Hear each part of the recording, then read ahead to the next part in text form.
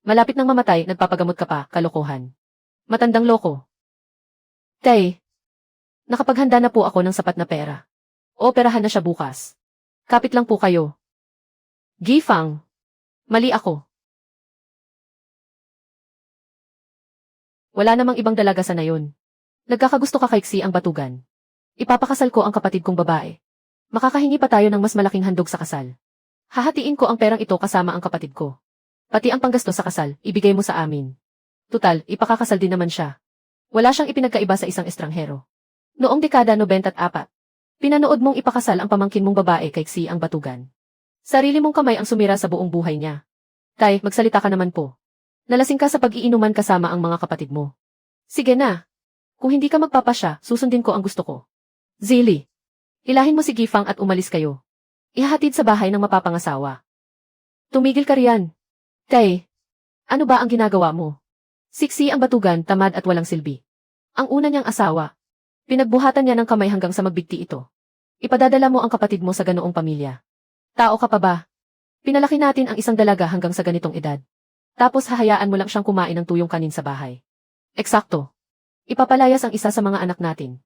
Bakit ka nagagalit? Sino ang tinawag mong palugi sa pera? Ngayon, tatapusin ko na ang usapang ito. Kapag inilabas ninyo ngayon si Gifang, huwag na ninyo akong ituring na ama ninyo. Tay, napagkasunduan ng ipakasal ang walang silbing babaeng ito. Sa ating dalawa mapupunta ang handog sa kasal. Mula ngayon, ang kuya ko ang mamamahala sa bahay. Bakit bigla mong binabago ang usapan?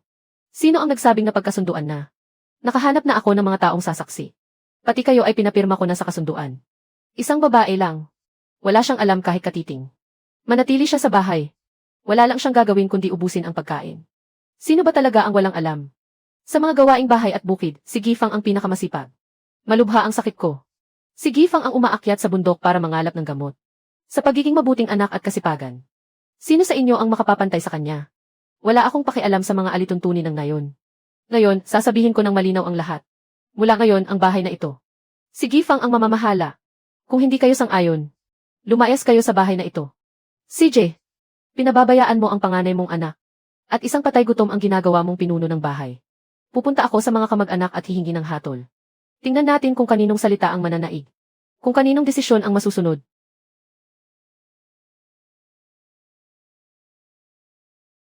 Tay, ano ba ang ginagawa mo? Pamangkin kong babae. Pumanaw na ang nanay mo. Wala ka ng taong nagmamalasakit sa iyo. Sa lahat ng mga taong ito. Tay, pinabayaan mo ako. Tay, hindi po ako agrabyado. Ayokong mamahala sa bahay. Basta huwag ninyo akong ipakasal kay Xi ang batugan. Kung gusto mong mamahala, ikaw na ang mamahala. Ano ba ang nangyari? Nasaan ang tatay?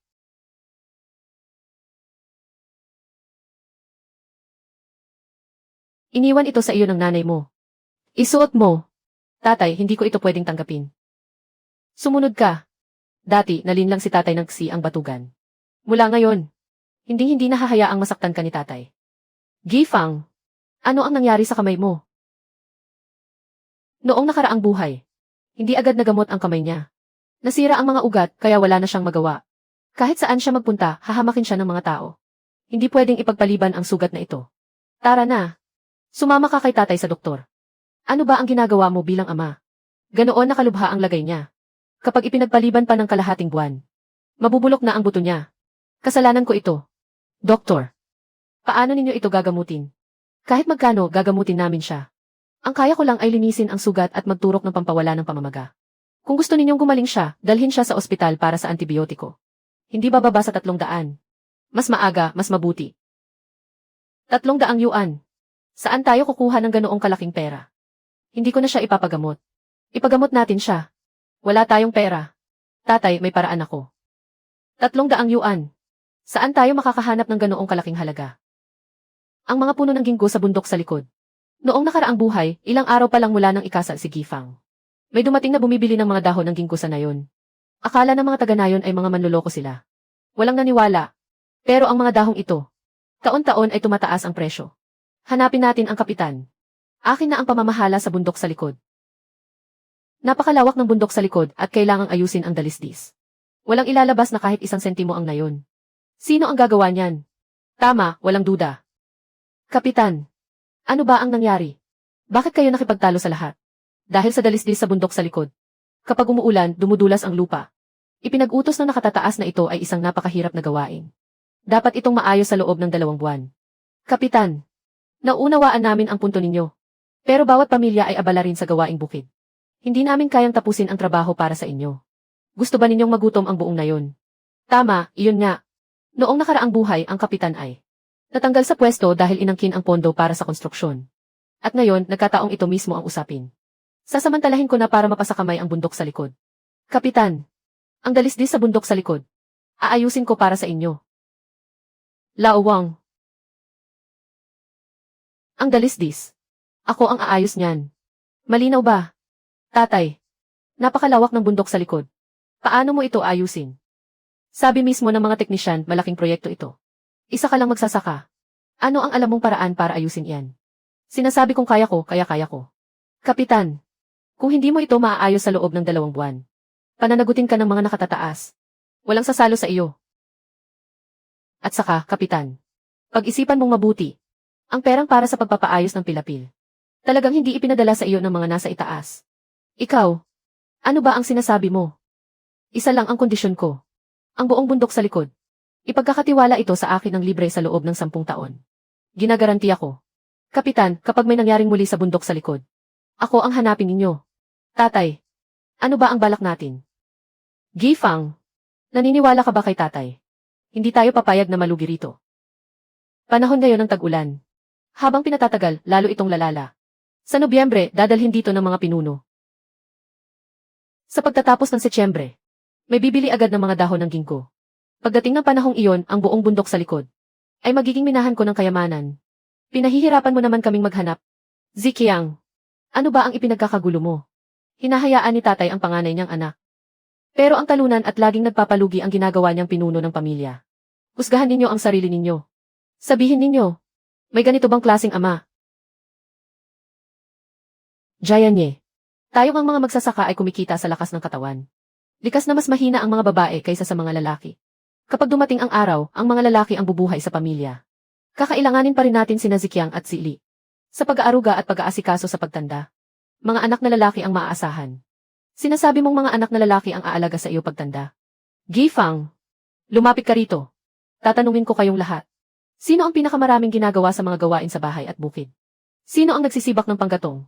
Noong nagkasakit ako noong nakaraang taon. Sino ang umakyat sa bundok para kumuha ng gamot? At naghatid nito hanggang sa tabi ng kama.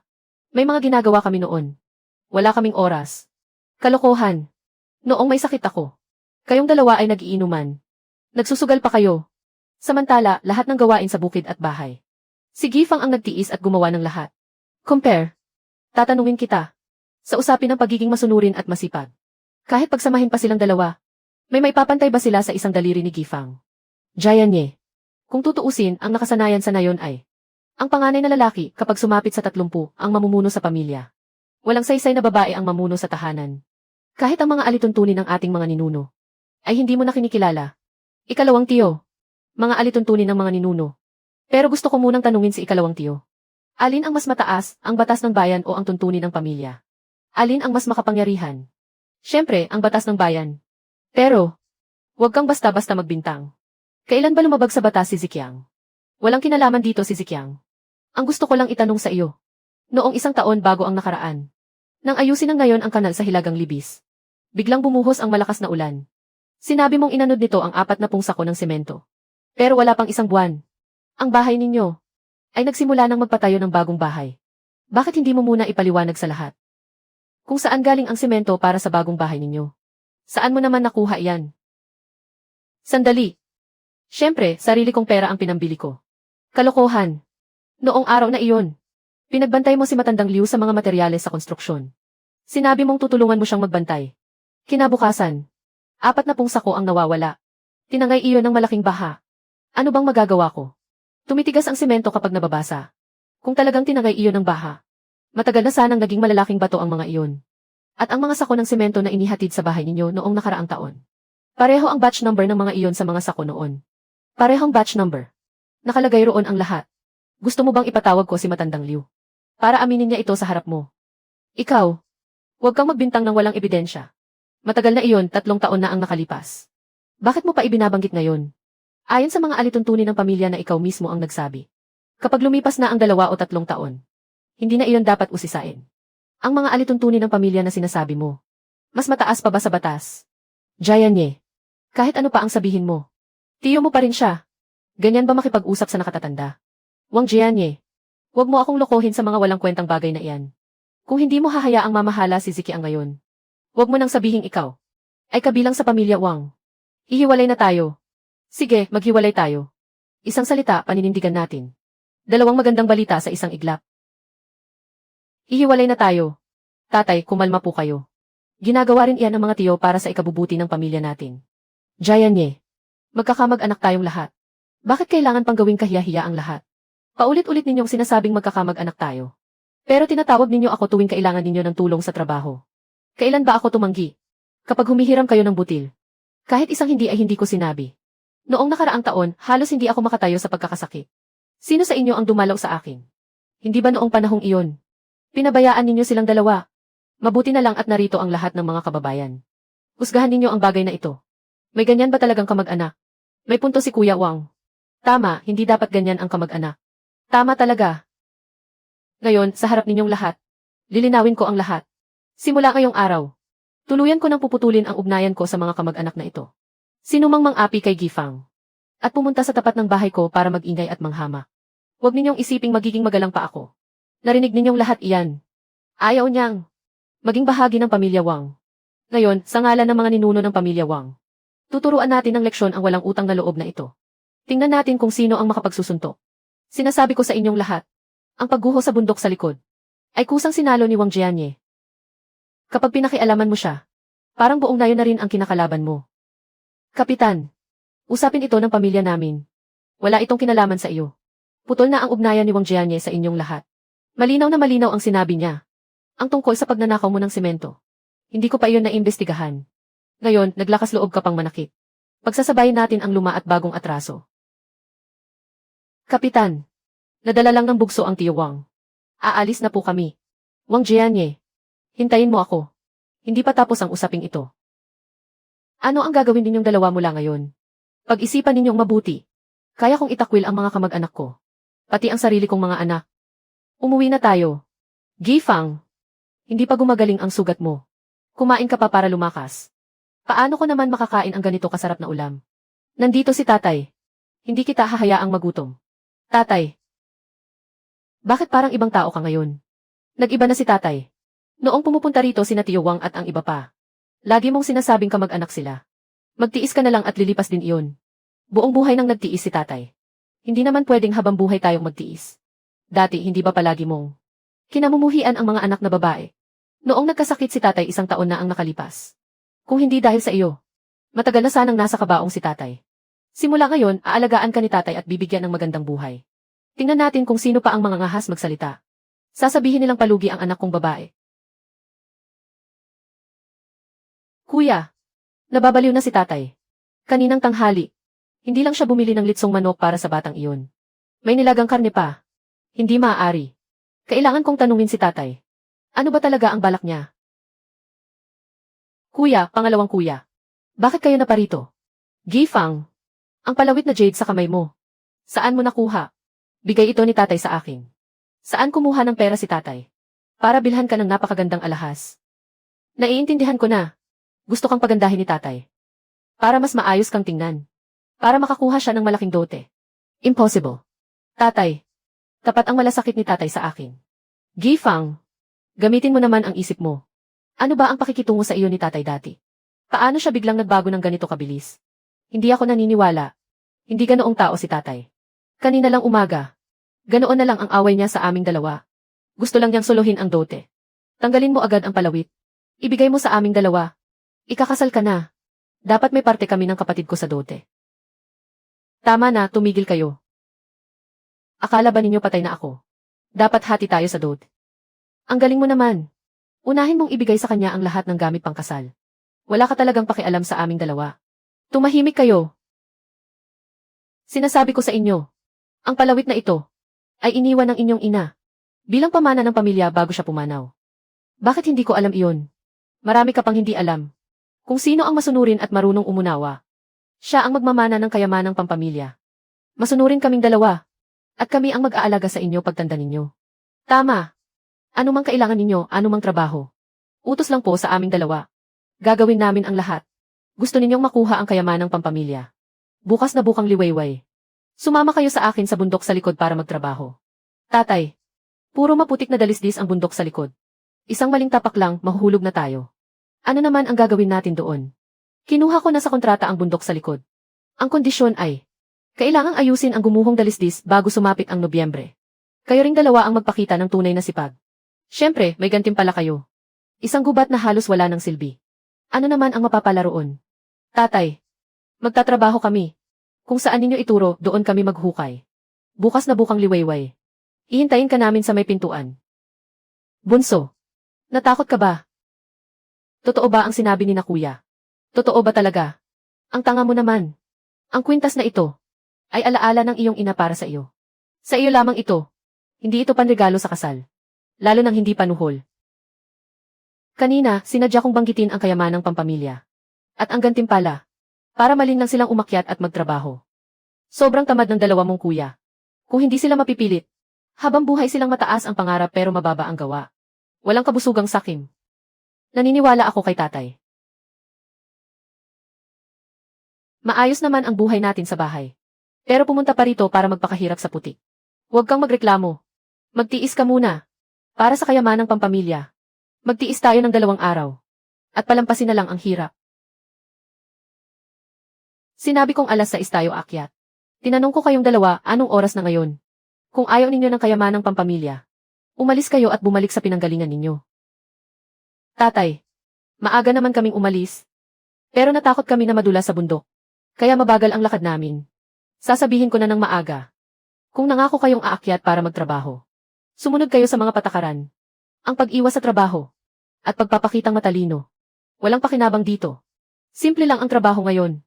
Sundin ninyo ang paraan ko. Pitasin ninyo ang mga dahon ng puno. At kung gaano karami ang kaya, ganoon karami ang pitasin. Kaya ba ninyong gawin ng maayos? Tatay, huwag kayong mag-alala. Ngayon, talagang magsisipag kami. Hindi kami tataka sa trabaho. Pangako, gagawin namin ito ng maayos. Dito kayo sa gubat na ito. Ako naman, titingnan ko ang anyo ng lupa sa gumuhong dalisdis. Pag-aaralan ko kung paano ito ayusin. Sa wakas, umalis na ang matanda. Kung ako ang tatanungin. Magkunwari lang tayong nagtatrabaho. Napakalawak ng bundok sa likod. Wala siyang oras na bantayan tayong dalawa. Ganoon nga. Ano ang silbi ng pamimitas ng mga tuyong dahong ito? Pahirap lang talaga sa tao. Pumulot na lang tayo ng ilang tuyong dahon. Ilagay sa sako. Pumunta kayo sa ilalim ng puno at magpahinga. Noong araw, nagtayo na ng proteksyon sa dalisdis ang nayon. Maayos na maayos ang pagkakagawa. Pero nang sumunod na taon, bumuhos ang malakas na ulan. Nahukay lahat ang ilalim ng pader. Bumagsak ang buong pader. Mas malala pa kaysa kung walang inayos. Nakaharang lang pero hindi na ililihis ang tubig. Tumagos lang ang tubig sa lupa. Kahit gaano kakapal ang pader, sayang lang ang pagod. Sa huli, ang problemang ito ay nalutas ng mga eksperto mula sa lalawigan. Noon, naghukay sila ng 3 pahalang at 1 patayong kanal. Kapag umaagos ang tubig, magiging matatag ang bundok. Pagdating ng panahon, sa dalisdis naman, magtatanim tayo ng ginkgo. Kapag kumapit ang mga ugat, mapipigil ang pagguho at gaganda pa ang lugar. Hindi pa naman huli. Hindi ko alam kung ano na ang ginagawa ng 2 batang iyon. Ano kaya ang ginagawa nila? Tumayo kayo. Tatay. Kakapahinga lang namin sandali. Sobra na ang pagod namin sa trabaho. Nakatulog lang kami ng kaunti. Hindi kami tumigil kahit sandali. Kakaupo pa lang namin para huminga, dumating ka na. Kung hindi ka naniniwala, tingnan mo ang mga sako. Pinuno ba ninyo ang mga ito? Sa harap ng tumpok ng tuyong dahon na ito. Sabihin mo ulit. Ito ba ang trabahong sinabi ninyong halos ikamatay ninyo sa pagod? Ito ang ginawa ninyo. Kung si Gifang ang gumawa nito. Sa loob ng ganitong katagal na panahon. Kahit 2 sako sana ang napuno niya. Gumulong kayo pababa roon. Sa susunod, huwag ninyong sabihin kayong dalawa ay mga anak ni Wang Jianye. At huwag ninyo akong kausapin tungkol sa pamana ng pamilya. Tatay, mali kami. Talagang mali kami. Hindi dapat kami nagkatamaran at nagpabaya. Tatay, huwag mo po kaming itakwil. Ngayong araw, buong lakas kaming magtatrabaho. Babangawiin namin ang lahat ng naiwang trabaho. Tandaan ninyo ang sinabi ninyo. Magtrabaho na kayo. Tatay, paano ba pinitas ang mga ito? Ituturo ko sa iyo ulit. Tatay, bakit ngayon lang kayo umuwi? Ano ang dala ninyo sa sako? Mga dahon ng ginkgo. Malaki ang pakinabang nito pagkalipas ng 2 araw. Tatay, hindi pwedeng nakatambak lang ito sa loob ng mga sako. Paano mo nalaman? Noong binigyan kita ng gamot, sinabi sa akin iyon ng matandang manggagamot sa bayan. Pinakakinatatakutan ng mga ito ang pagkakakulog. Matagal kayong nanatili sa bundok. Kapag hindi ito nailabas, masisira lang. Bilis, ibuhos ninyo lahat. Noong araw, marunong lang kayong mamitas. Ibang tao ang gumagawa ng pagproseso. Kung hindi dahil kay Gifang, nasayang lang ang buong araw na pagod ninyo. Anak, hintayin nating sumikat ang araw bukas. Ikalat natin sa bakuran para matuyo, ayos na iyon, di ba? Kailangan itong ikalat ng patong-patong. Baligtarin 1 beses sa umaga at gabi. Sa ganoong paraan, ang mga dahong lalabas ay buo at malinis. Ang dami mong alam. Bakit hindi mo muna sinabi kay tatay? Tatay, huwag po kayong mag-alala. Ako na ang mag-aasikaso ng mga dahong ito. Sisiguraduhin kong matutuyo ng maayos ang bawat isa. Hindi pa lubusang gumagaling ang sugat sa kamay ninyo. Nakakapagod ang trabaho. Huwag na huwag ninyong piliting magpakatatag. 3 araw na ngayon. Araw-araw namimitas at nagpapatuyo. Nakakapagod hanggang mamatay. Tatay, ano ba talaga ang balak ninyo? Ilang beses na akong nagtanong. Ayaw talaga niyang magsalita. Pinagtatrabaho lang niya kami ng tahimik. Hindi naman pwedeng gawing panggatong ang mga sirang dahong ito. Ni may benta man. Talagang pinapahirapan lang kami ni tatay. Magtiis na lang tayo ngayong araw. Huling araw na ito. Pag-uwi natin kapag hindi niya inilabas ang kayamanang pamana. Huwag ninyo akong sisihin bilang anak niya. Makikipagmatigasan na ako sa kanya. Oh, Kuya Wang. Napapansin ko nitong mga araw sina Zikyang at si Li. Araw-araw silang umaakyat sa bundok sa likod. Kumusta na ang pagpapatibay sa dalisdis? Huwag kang mag-alala tungkol dyan. Sa takdang panahon, siguradong malulutas ang problema sa pagguho. Dahil sa katiyakang iyan, kampante na ako. Hoy, Kapitan. Ilang araw nang walang bumibili ng mga dahon. Ang sinungaling na iyon ang tinutukoy mo, ano? Niloko niya ang mga taga-nayon para mangolekta ng bulok na dahon. Pagkatapos ay dinala niya ang mga ito palayo. Lagot tayo. Saan siya nagpunta? Kakalis lang niya sa silangan kanina. Ano ba itong bulok na daan? Sa liblib na bundok at ilog, may lumalabas talagang mga tusong tao. Mabuti ang hangarin kong tulungan kayong kumita. Pero pinalayas ninyo ako. Sandali, Technician Lin. Sa wakas, naabutan din kita. Technician Lin, pinaghintay mo ako ng ilang araw. Kilala mo ba ako? Kilala kita. Kilala kita sa nakaraang buhay. Ginoo, niloloko mo ba ako? May kailangan pa akong asikasuhin. Aalis na ako. Sandali. Technician Lin, pumunta ka ba sa aming nayon? Para bumili ng mga dahon ng ginkgo. Bihira ang pagkakataong kumita ng pera. Sino nga ba ang nakakaalam na pinalayas ka? Ng mga tao sa nayon namin.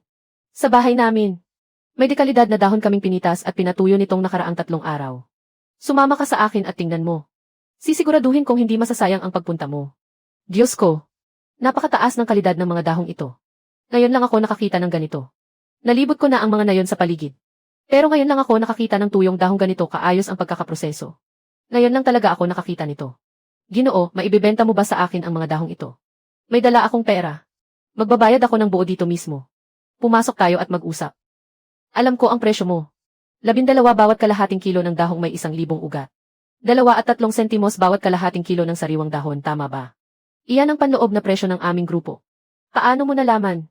Huwag mo nang alamin yan. Hindi lang presyo ang alam ko. Alam ko rin kung paano ninyo ginagamit ang katas mula sa mga dahong ito. Sa pakikipagkasundo sa mga dayuhan. Kapag nailuwas na ang unang batch, lalong lalaki ang pangangailangan mula sa ibang bansa. Tataas pa ang presyo ng mga dahon. Pero sa ngayon, ang pinakamalaking problema ninyo. Alam ito ng lahat ng negosyo. Kumikita ito ng pera. Aagawin para maunang makapagbenta. Kung hindi, hindi rin kita pababayaan. Isang teknisyan. Nakasakay sa motorsiklo. Takbo na parang laganap sa kabundukan at kapatagan. Ikaw? Sino ka ba talaga? Ako ay taga rito lang. Pero yung gubat ng ginkgo sa bundok sa likod. Akin na iyan sa loob ng 10 taon. Technician Lin. Madali lang ang kondisyon ko. Ang mga paninda ninyo, sa akin lang pwedeng dumaan. Ang lahat ng dahon ng ginkgo sa buong nayon. Sa akin lang din pwedeng ibenta sa inyo. Gusto mong sakupin lahat. Sisiguraduhin kong may matatag kayong pinanggagalingan ng paninda. Pumirma ka sa kontrata ko. Ipinapangako ko sa inyo na bawat katapusan ng Setyembre. Magsiserbiso ako ng eksakto sa oras. Sapat ang dami at matatag ang kalidad. Hindi ko kayang pumirma ng ganitong kontrata sa inyo. Technician lang ako. Hindi ako namamahala ng merkado. Pag-isipan mo muna. Hindi alintana kung dahon man o prutas ng ginkgo. Basta pumirma ka lang sa kontrata ko. Tatanggapin ko ng 70% ng presyo. Ang buong bundok sa likod ay magiging gubat ng ginkgo. Ibenta mo sa grupo sa orihinal na presyo. Magkano ang kikitain mo? Ikaw na ang bahalang mag-isip. Gifang. Sa bahay ka na lang at pitasin ang mga dahon. Lumabis ka na sa sinabi mo kay Technicolin. Lumabas ka nga at may gagawin. Sabihin mo sa dalawang batugan na bumaba ng bundok. Ang napitas nila ngayon ay sabay na nating ibebenta. 3 araw. 3 buong araw na ubos lakas at ubos hininga. Ilang basurang dahon lang ang napitas. Sa tingin ko, sinadya lang kami ni tatay na pagurin. Walang sinasabi sa amin. Araw-araw kaming pinagpapagal ng wala namang kabuluhan. Ni paliwanag man lang wala. Kahit bugbugin pa ako, hindi na ako akyat ng bundok. Sabi pa raw may minanang kayamanan. Araw-araw itong nakasabit sa amin na parang pabigat. Sino ang nakakaalam kung talagang meron o wala? Kung hindi mailalabas ni tatay ngayon, huwag ninyong sisihin ang mga anak at makipag-away sa kanya. Pagbalik lang ng tama. Kakausapin ko sana kayo at pataasin kayo sa bundok. Tatay, kailangang linawin ninyo sa amin ngayon. Ngayon kung ayon sa sinabi ninyo, sapat na ang napitas. Tingnan ko nga, tatay. Sinadya ninyong pagurin lang kami. Ayaw din namin na makipagbangayan pa sa inyo. Ibigay ninyo muna sa amin ang minanang kayamanan. Sisiguraduhin namin kikilos kami at magtatrabaho. Ni isang reklamo, wala. Isang salita mo lang, alam na kung ano ang tama. Saan ninyong nakuha ang kapal ng mukha? At ipinamumukha sa akin ang minanang kayamanan. Kung walang pakundangan si tatay, huwag ninyong sisihin na kami ay walang utang na loob. Ngayon din, makikipag-away ako kay tatay. Baliktarin ko man ang bahay hanggang kisam. Hindi ako maniniwalang hindi ko mahahanap ang minanang kayamanan. Tingnan ko nga kung may lakas ng loob kayo. Ano bang nangyayari dito? Bakit ang lakas ng ingay ninyo? Tapos na ang pagtitinda. Kabuuan ay 130 kilo ng dahon ng ginkgo. 12 piso bawat kilo. Kabuuan ay 1,560. Sukatin mo ng maigi. Technician Lin. Pasensya ka na muna. Sukatin mo itong 2 supot ng sariwang dahon. Ayos na ang bayaran. 2 sako. 160 gin lahat. 400 yuan lahat. Kasama na ang mga tuyong dahon. Gawin na nating eksaktong halaga. 2,000 lahat. 2,000. Ang mga dahong ito ay nagkakahalaga ng 2,000. Kaya pala tayo pinapitas ni tatay ng mga dahon. Yaman na tayo. Unlad na ang pamilya natin. Mamaya ko kayo pagsasabihan kayong dalawa. Gifang. Anak, ikaw na ang humawak ng perang ito. Teknikal na tauhan, Lin. Pakiusap, ihatid mo si Gifang. Dalhin mo siya sa ospital ng bayan. Hindi na pwedeng ipagpaliban ang sugat sa kamay niya. Kailangang magamot agad. Huwag kang mag-alala, Kumpare Wang. Ligtas ko siyang maihatid. Hindi ko magagamit ang ganito kalaking pera. Kung sinabi kong kunin mo, kunin mo. Tatay, hindi po iyon ang ibig namin sabihin kanina. Magkano po ang ibibigay ninyo sa aming dalawa? Bibigla ka na lang bang makikipag-away sa akin? At magwawala pa sa loob ng bahay? Iyan ba ang tinatawag ninyong pagmamataas? Sa mga mata ninyo, itinuturing pa ba ninyo akong tatay? Alam na po namin ang pagkakamali namin. Huwag na po kayong magalit. Binigyan mo na si Gifang ng 1,000. Para sa mga dahong ito. 3 araw kaming nagtrabaho at namitas. Kahit walang gantimpala, may hirap pa rin. Kahit kaunti, dapat may ibigay din kayo sa amin. Nanghihingi pa talaga kayo ng pera sa akin. Huwag ninyong akalaing hindi ko alam. Nagtipid kayong dalawa sa trabaho. Sinipan ninyo ang puno ng buong lakas. At pinagpupunit ninyo ang mga sanga. Masasaktan ang mga bagong usbong sa susunod na taon. Mababawasan ng kalahati ang ani ng gubat. Sino ang sasagot sa pagkaluging ito? Ang perang ito ngayon. Huwag ninyong pag-interesan kahit 1 sentimo. At huwag na kayong makipagtalo sa akin. Lumagda si Lin Jia ang unang kontrata sa supply kasama ko. Lahat ng produkto mula sa kagubatan ng ginkgo sa bundok sa likod. Ako lamang ang kinikilala niya.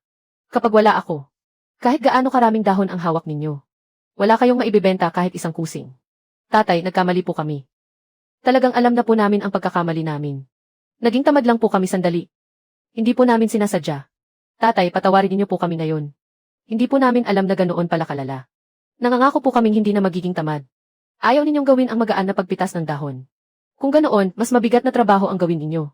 Hindi pa rin ba naaayos ang pagguho sa bundok sa likod? Gusto ninyong makihati sa pera sa hinaharap. Bukas, bago pa magbukang liwayway, aakyat kayo sa bundok. Maghukay kayo ng kanal para sa tubig. Kapag tapos na ang kanal, saka tayo mag-usap tungkol sa pera. Kuya, napakahirap po kayo ng kanal na ito. Matigas na, mabigat pa. Puro bato ang nasa ilalim. Pagod na ako. Sa ating dalawa, kailan kaya ito matatapos? Sinasadya lang talaga ni tatay na pahirapan tayo. Hindi naman mas mahirap ito kaysa pamimitas ng dahon. Baka lumipas na rin ang galit ni tatay. Tara na. Bumaba tayo at humingi ng tawad kay tatay. Ayaw na nating maghukay ng kanal. Bumalik tayo at mamitas ng dahon. Tatay. Nagkamali kami, tay. Hindi talaga makatao ang paghukay ng kanal. Hindi na talaga namin kaya, tay. Tay. Pauwiin niyo na po kami para mamitas ng mga dahon. Hindi na po kami sisipa sa mga puno. Hindi na rin po kami basta mangangalay ng mga sanga. Tatanungin ko kayong dalawa. Ilang kilo ang kaya ninyong mapitas sa isang araw? Siguradong kayang-kaya ang 50 kilo. Pipilitin ko pa. Kapag nagtiyaga, aabot pa ng 75 kilo. Masulit ito kaysa sa paghukay ng kanal. 75 kilo. Puno ng ginggo ang buong bundok sa likod. Kayong dalawa lang. Kahit pagurin ninyo ang sarili ninyo hanggang buto. Hindi ninyo maubos ang mga dahon ng isang bundok. At sinasabi ko sa inyo, ang presyo ng dahon ng ginggo ay lalo pang tataas habang lumilipas ang panahon. Gusto ba ninyong kumita ng minsanan? O kumita taon-taon? Napakalaking pagkakakitaan ito. Sino ba ang may gustong kumita ng isang beses lang? Opo, tay. Ang tuloy-tuloy na kita ang tunay na yaman. Kaya tandaan ninyong dalawa. Noong una, kaya kong kunin ang buong bundok sa likod. Dahil nakipagkasundo ako sa kapitan. At nagbigay ako ng matibay na pangako. Sa loob ng 2 buwan, lutasin ko ng tuluyan ang panganib sa bundok sa likod. Kapag dumating ang inspeksyon ng mga pinuno sa unang buwan, at muling magkaroon ng problema ang bundok, babalik agad sa nayon ang buong bundok. Sa oras na iyon, huwag ninyong isipin ang pamimitas ng dahon. Kailangan pa nating isauli ang kaunting kinita natin. Tatanungin ko ulit kayong dalawa. Gusto ba ninyong maging karaniwang trabahador? O maging tagapamahala? Ang taong kumukuha ng malaking bahagi ng kita. Bilang tagapamahala, gusto naming maging mga tagapamahala. Kung gusto ninyong mamuno, kailangan ninyong paglingkuran ang lahat. Kung hindi ninyo lulutasin, ang malaking problema ng pagguho ng lupa. Paano kayo igagalang ng iba? Ang pamimitas ng dahon ay maliit na trabahong mano-mano lang. Pumunta lang kayo sa nayon at humanap ng mga taong gagawa. Ipaubayan ninyo ito sa mga taga-nayon. Hindi ba malalaman ng buong nayon na kumikita na sa pamimitas ng dahon? Tama ka, tay. Kapag ganoon, maiinggit ang lahat at magsisipag-agawan sa negosyo. Ano ang gagawin natin? Sa halip na itago ito at magdulot ng inggitan, mas mabuting maging bukas palad at hayaan munang makinabang ang mga taga-nayon. Babayaran ko sila sa tamang oras para sa kanilang trabaho. Malinaw at patas ang paghahati ng pera. Kahit may mainggit sa hinaharap, wala silang maipipinta sa pamilya natin. Iyan ang tunay na plano, tay. Ito ang planong iniakma ko. Para sa magiging hanap buhay ninyo. Tay, susundin po namin ang lahat ng sinabi ninyo. Opo, tay. Aakyat na po kami sa bundok. Kahit mamatay sa pagod, sa bundok sa likod na kami mamamatay. Kuya, nagkakapaltos na ang mga kamay ko. Baka pwedeng magpahinga muna tayo. Hindi pwede. Paano kung maantala tayo? Mauwi sa wala ang kinita natin sa susunod na taon. Nagtitiwala ako sa iyo. Magtiis muna tayo ngayon. Para tuloy-tuloy ang kita natin bawat taon. Lolo Wang, 1 piso ang bayad sa bawat 5 kilo ng dahon. Napakadali namang kumita rito. Tama ka, Jianye. Hindi ko akalaing pwedeng ipagpalit sa pera ang mga nalaglag na dahon. Matandang Wang, huwag mo kaming niloloko para umakyat sa bundok. Pagdating doon, papagtrabahuin mo kami ng libre, ano? Walang ganyang kamurang pakinabang. Ako si Wang Jianye sa buong buhay ko. Hindi ko kailanman lolokohin ang mga taga nayon. Kung hindi kayo naniniwala, sumama kayo sa akin sa bundok. 5 jin kapalit ng 1 yuan. Mas marami ang pipitasin, mas malaki ang kikitain. Mula paanan hanggang tuktok. Punong-puno ng ginggo ang bundok sa likod. Pitas lang kayo ng pitas. Makakapitas kayo ng ilang dosenang jin sa isang araw. 25 jin. 5 yuan. Anak, ayusin mo na ang pera. May pera na ako. May pera na para bumili ng candy. 60 jin ang pinitas mo. 12 yuan lahat. Itago mong mabuti ang pera. Ilang baboy na ang mabibili ng 12 yuan? Hindi ko na nga alam. Kay tagal na nating hindi nakakakain ng karne. Ate, huwag kang mag-alala. Basta't hindi dilaw o bulok ang mga dahon. Kahit gaano karami ang pitasin ninyo, bibilhin ko. Para araw-araw na kayong makakakain ng karne. Mga kababayan, magsasalita ako ng tapat sa inyong lahat. Sa ngayon, wala pa akong ganoon kalaking puhunan. Sa mga nangangailangan agad ng pera, sila muna ang babayaran ko ng buo sa lugar. Ang mga gustong kumita ng mas malaki, itala muna natin ang dami ng mga dahong mapipitas ninyo. Kapag naibenta ko na ang mga produkto, dadagdagan ko ng 10% ang bayad sa lahat. Jianye, nagtitiwala kami sa iyo. Ang kinita namin ngayong araw ay mas malaki pa kaysa sa kinikita ko sa pagtatrabaho sa labas. Mula ngayon, sa iyo na ako magtatrabaho. Bumalik na kayo. Kumusta na ang kanal? 3 daluyan ng tubig at 1 lagusan. Kami ngang dalawa, nakahukay ng 40 metro ngayong araw. Pagkahukay, hindi lang pinatatag ng pala ang mga gilid. May ilalagay pa sa ilalim. 2 daliri ang kapal ng mga batong durog. Kahit gaano kalaki ang tubig pagdating ng panahon, mapipilitan itong dumaloy pababa sa kanal. Tay, tingnan mo ang mga kamay ko. Gasgas na ang mga ito. Pinaghirapan ninyo talaga. Mabuti at nagsikap kayong dalawa. Kapag naayos ninyo ang dalisdis, iyon ang tunay na ambag ninyo. Mas mahalaga pa iyon kaysa sa kahit gaano karaming dahon ang mapitas ninyo. Kuya, Tay, magkano ang bayad sa mga dahon ngayon? 1 yuan lang sa bawat 5 gin. Maghapon tayong naghukay hanggang mamatay sa pagod. At halos maubos na ang balat ng mga kamay natin. Wala man lang tayong nakuhang 1 sentimo. Noong araw, nakapitas tayo ng 200 gin ng dahon. Pero wala tayong napala kahit kaunti. Samantalang ang mga taga na yon basta pumitas lang. May perang inuuwi na. Bakit naman? Bakit hindi na lang tayo lumapit kay Tay? Kung hindi niya tayo babayaran, bukas tigil trabaho na tayo. Kung ayaw nating magtrabaho para kay Tay, kumuha na lang siya ng iba. Tutal, may pera naman siya. Talagang may bumibili sa bagay na ito. Siguradong kumakalat na ang balita sa labas. Ngayong gabi, magbuhat tayo ng 2 sako ng dahon. At ibenta sa bayan. Pagkatapos, palihim tayong pumunta sa bundok sa likod. Paggising ni Tay, siguradong iisipin niyang maaga tayong bumangon at nagtrabaho ng todo. Baka purihin pa niya tayo sa kasipagan. 1 sako lang ang dalhin natin, sapat na iyon. Sapat na ang 1 sako. Hindi madaling mapansin. Tatay, may nahuli kang magnanakaw. May pumasok sa bakuran para magnakaw ng mga dahon. Kuya, pangalawang kuya. Ngayong araw lang, pinuri ko pa kayong marunong umasal. Tapos sa gabi, ganito ang gagawin ninyo sa akin. Kung hindi lang sakto ang pagdating ni Gifang. Sa isang iglap, ninakaw na sana ninyong lahat ang mga sako. Tatay, nagkamali po kami. Nabulag lang po kami sa sandali. Ang linyang ito, narinig ko na mula sa inyong dalawa. 800 beses na. Kailan ba kayo nagbago? Kahit basta pulutin ng mga taga na yon ang mga dahon, kumikita sila. Tayo ang naghuhukay ng kanal, nagpapawis at dumudugo. Pero wala tayong bahagi. Sa totoo lang, mabigat sa loob ko. Talagang hindi ako mapalagay. Akala ba ninyo sinasadya kong pahirapan kayo? Ginawa kong tagapamahalaang. May pinakamaraming ambag at karanasan. At lahat ay iiwan ko sa inyong dalawa. Mula ngayon, si Gifang ang mamamahala sa bahay. Kayo ang magiging kaliwa at kanang kamay niya. Ngayon, mga dahon ang ninakaw ninyo. Hindi pa rin kayo marunong makontento. At iyon ang sisira sa kinabukasan ninyo.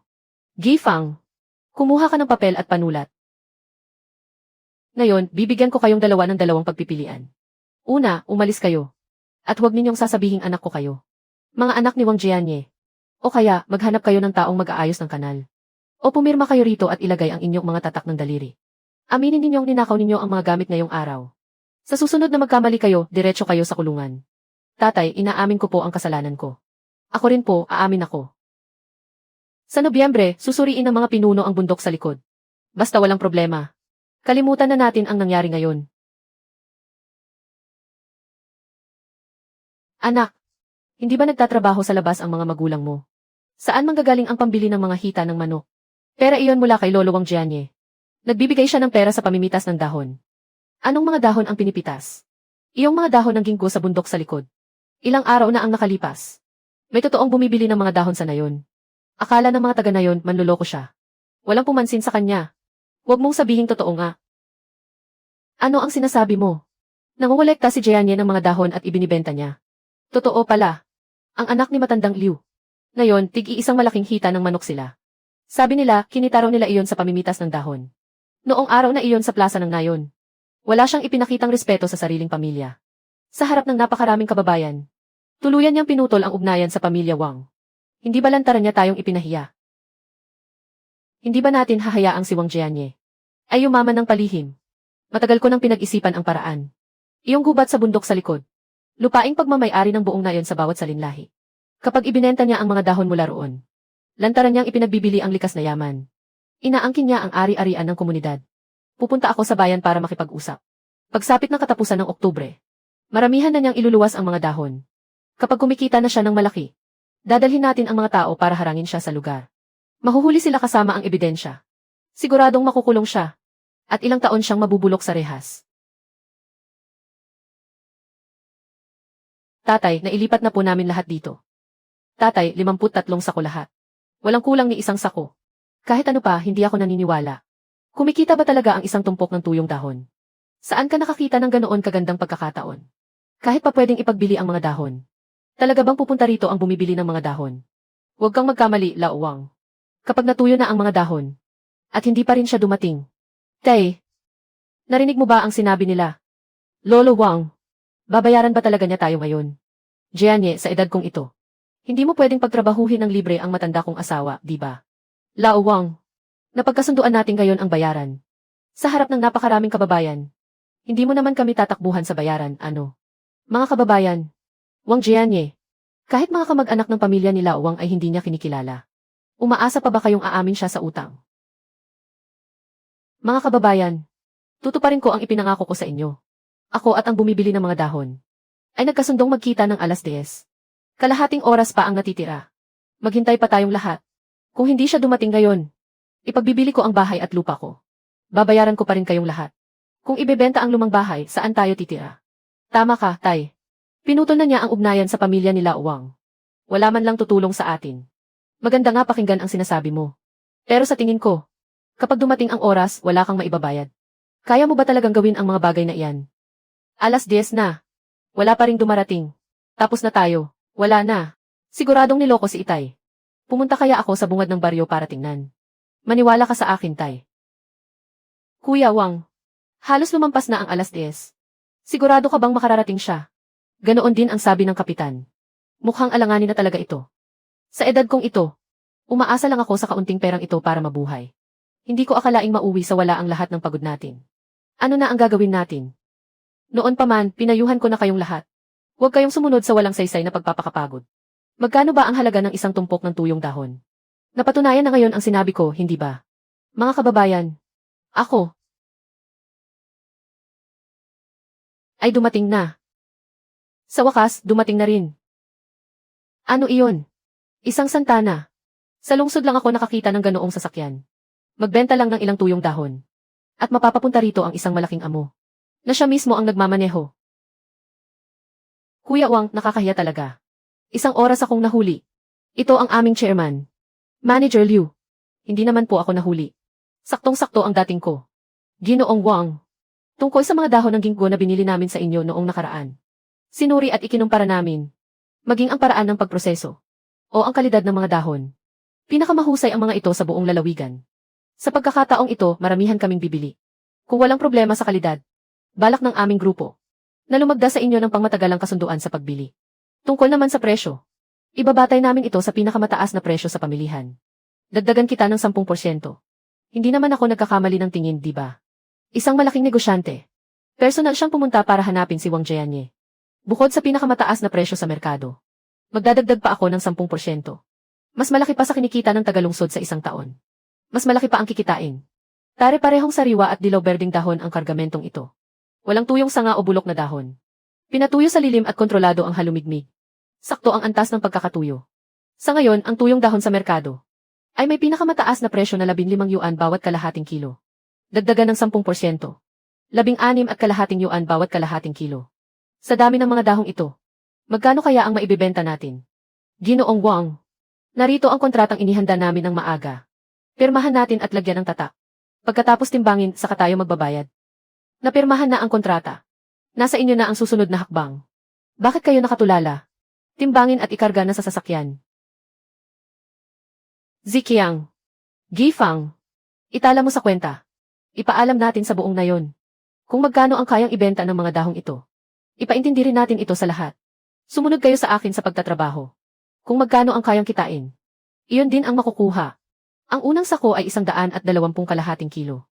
Ang unang sako ay 1,908 yuan. 2,000 yuan ang isang sako.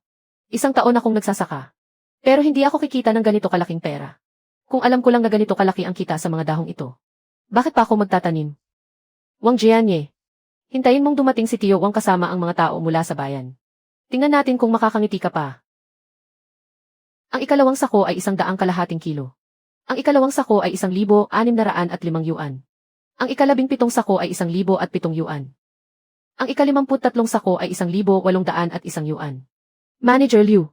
Sa kabuuan, 6,200 kalahating kilo ng dahon. Ang kabuuan ay 100,203 yuan. Kuya, 100,000 yuan. 100,000. Narito na ang lahat ng pera.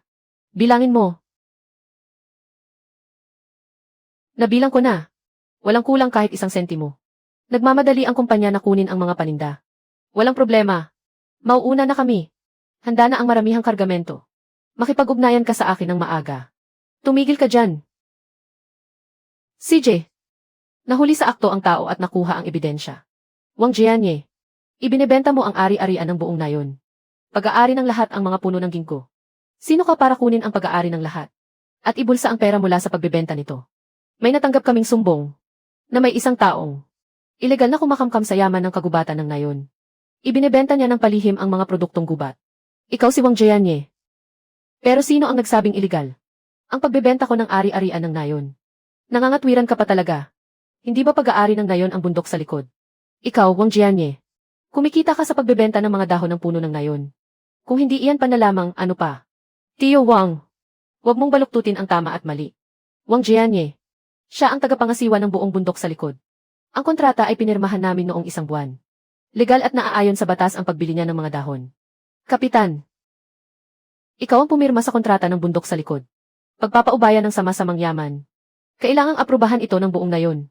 Ipinamigay mo na lang sa kanya ang napakalaking bundok na iyan. Ipinamigay mo na lang sa kanya.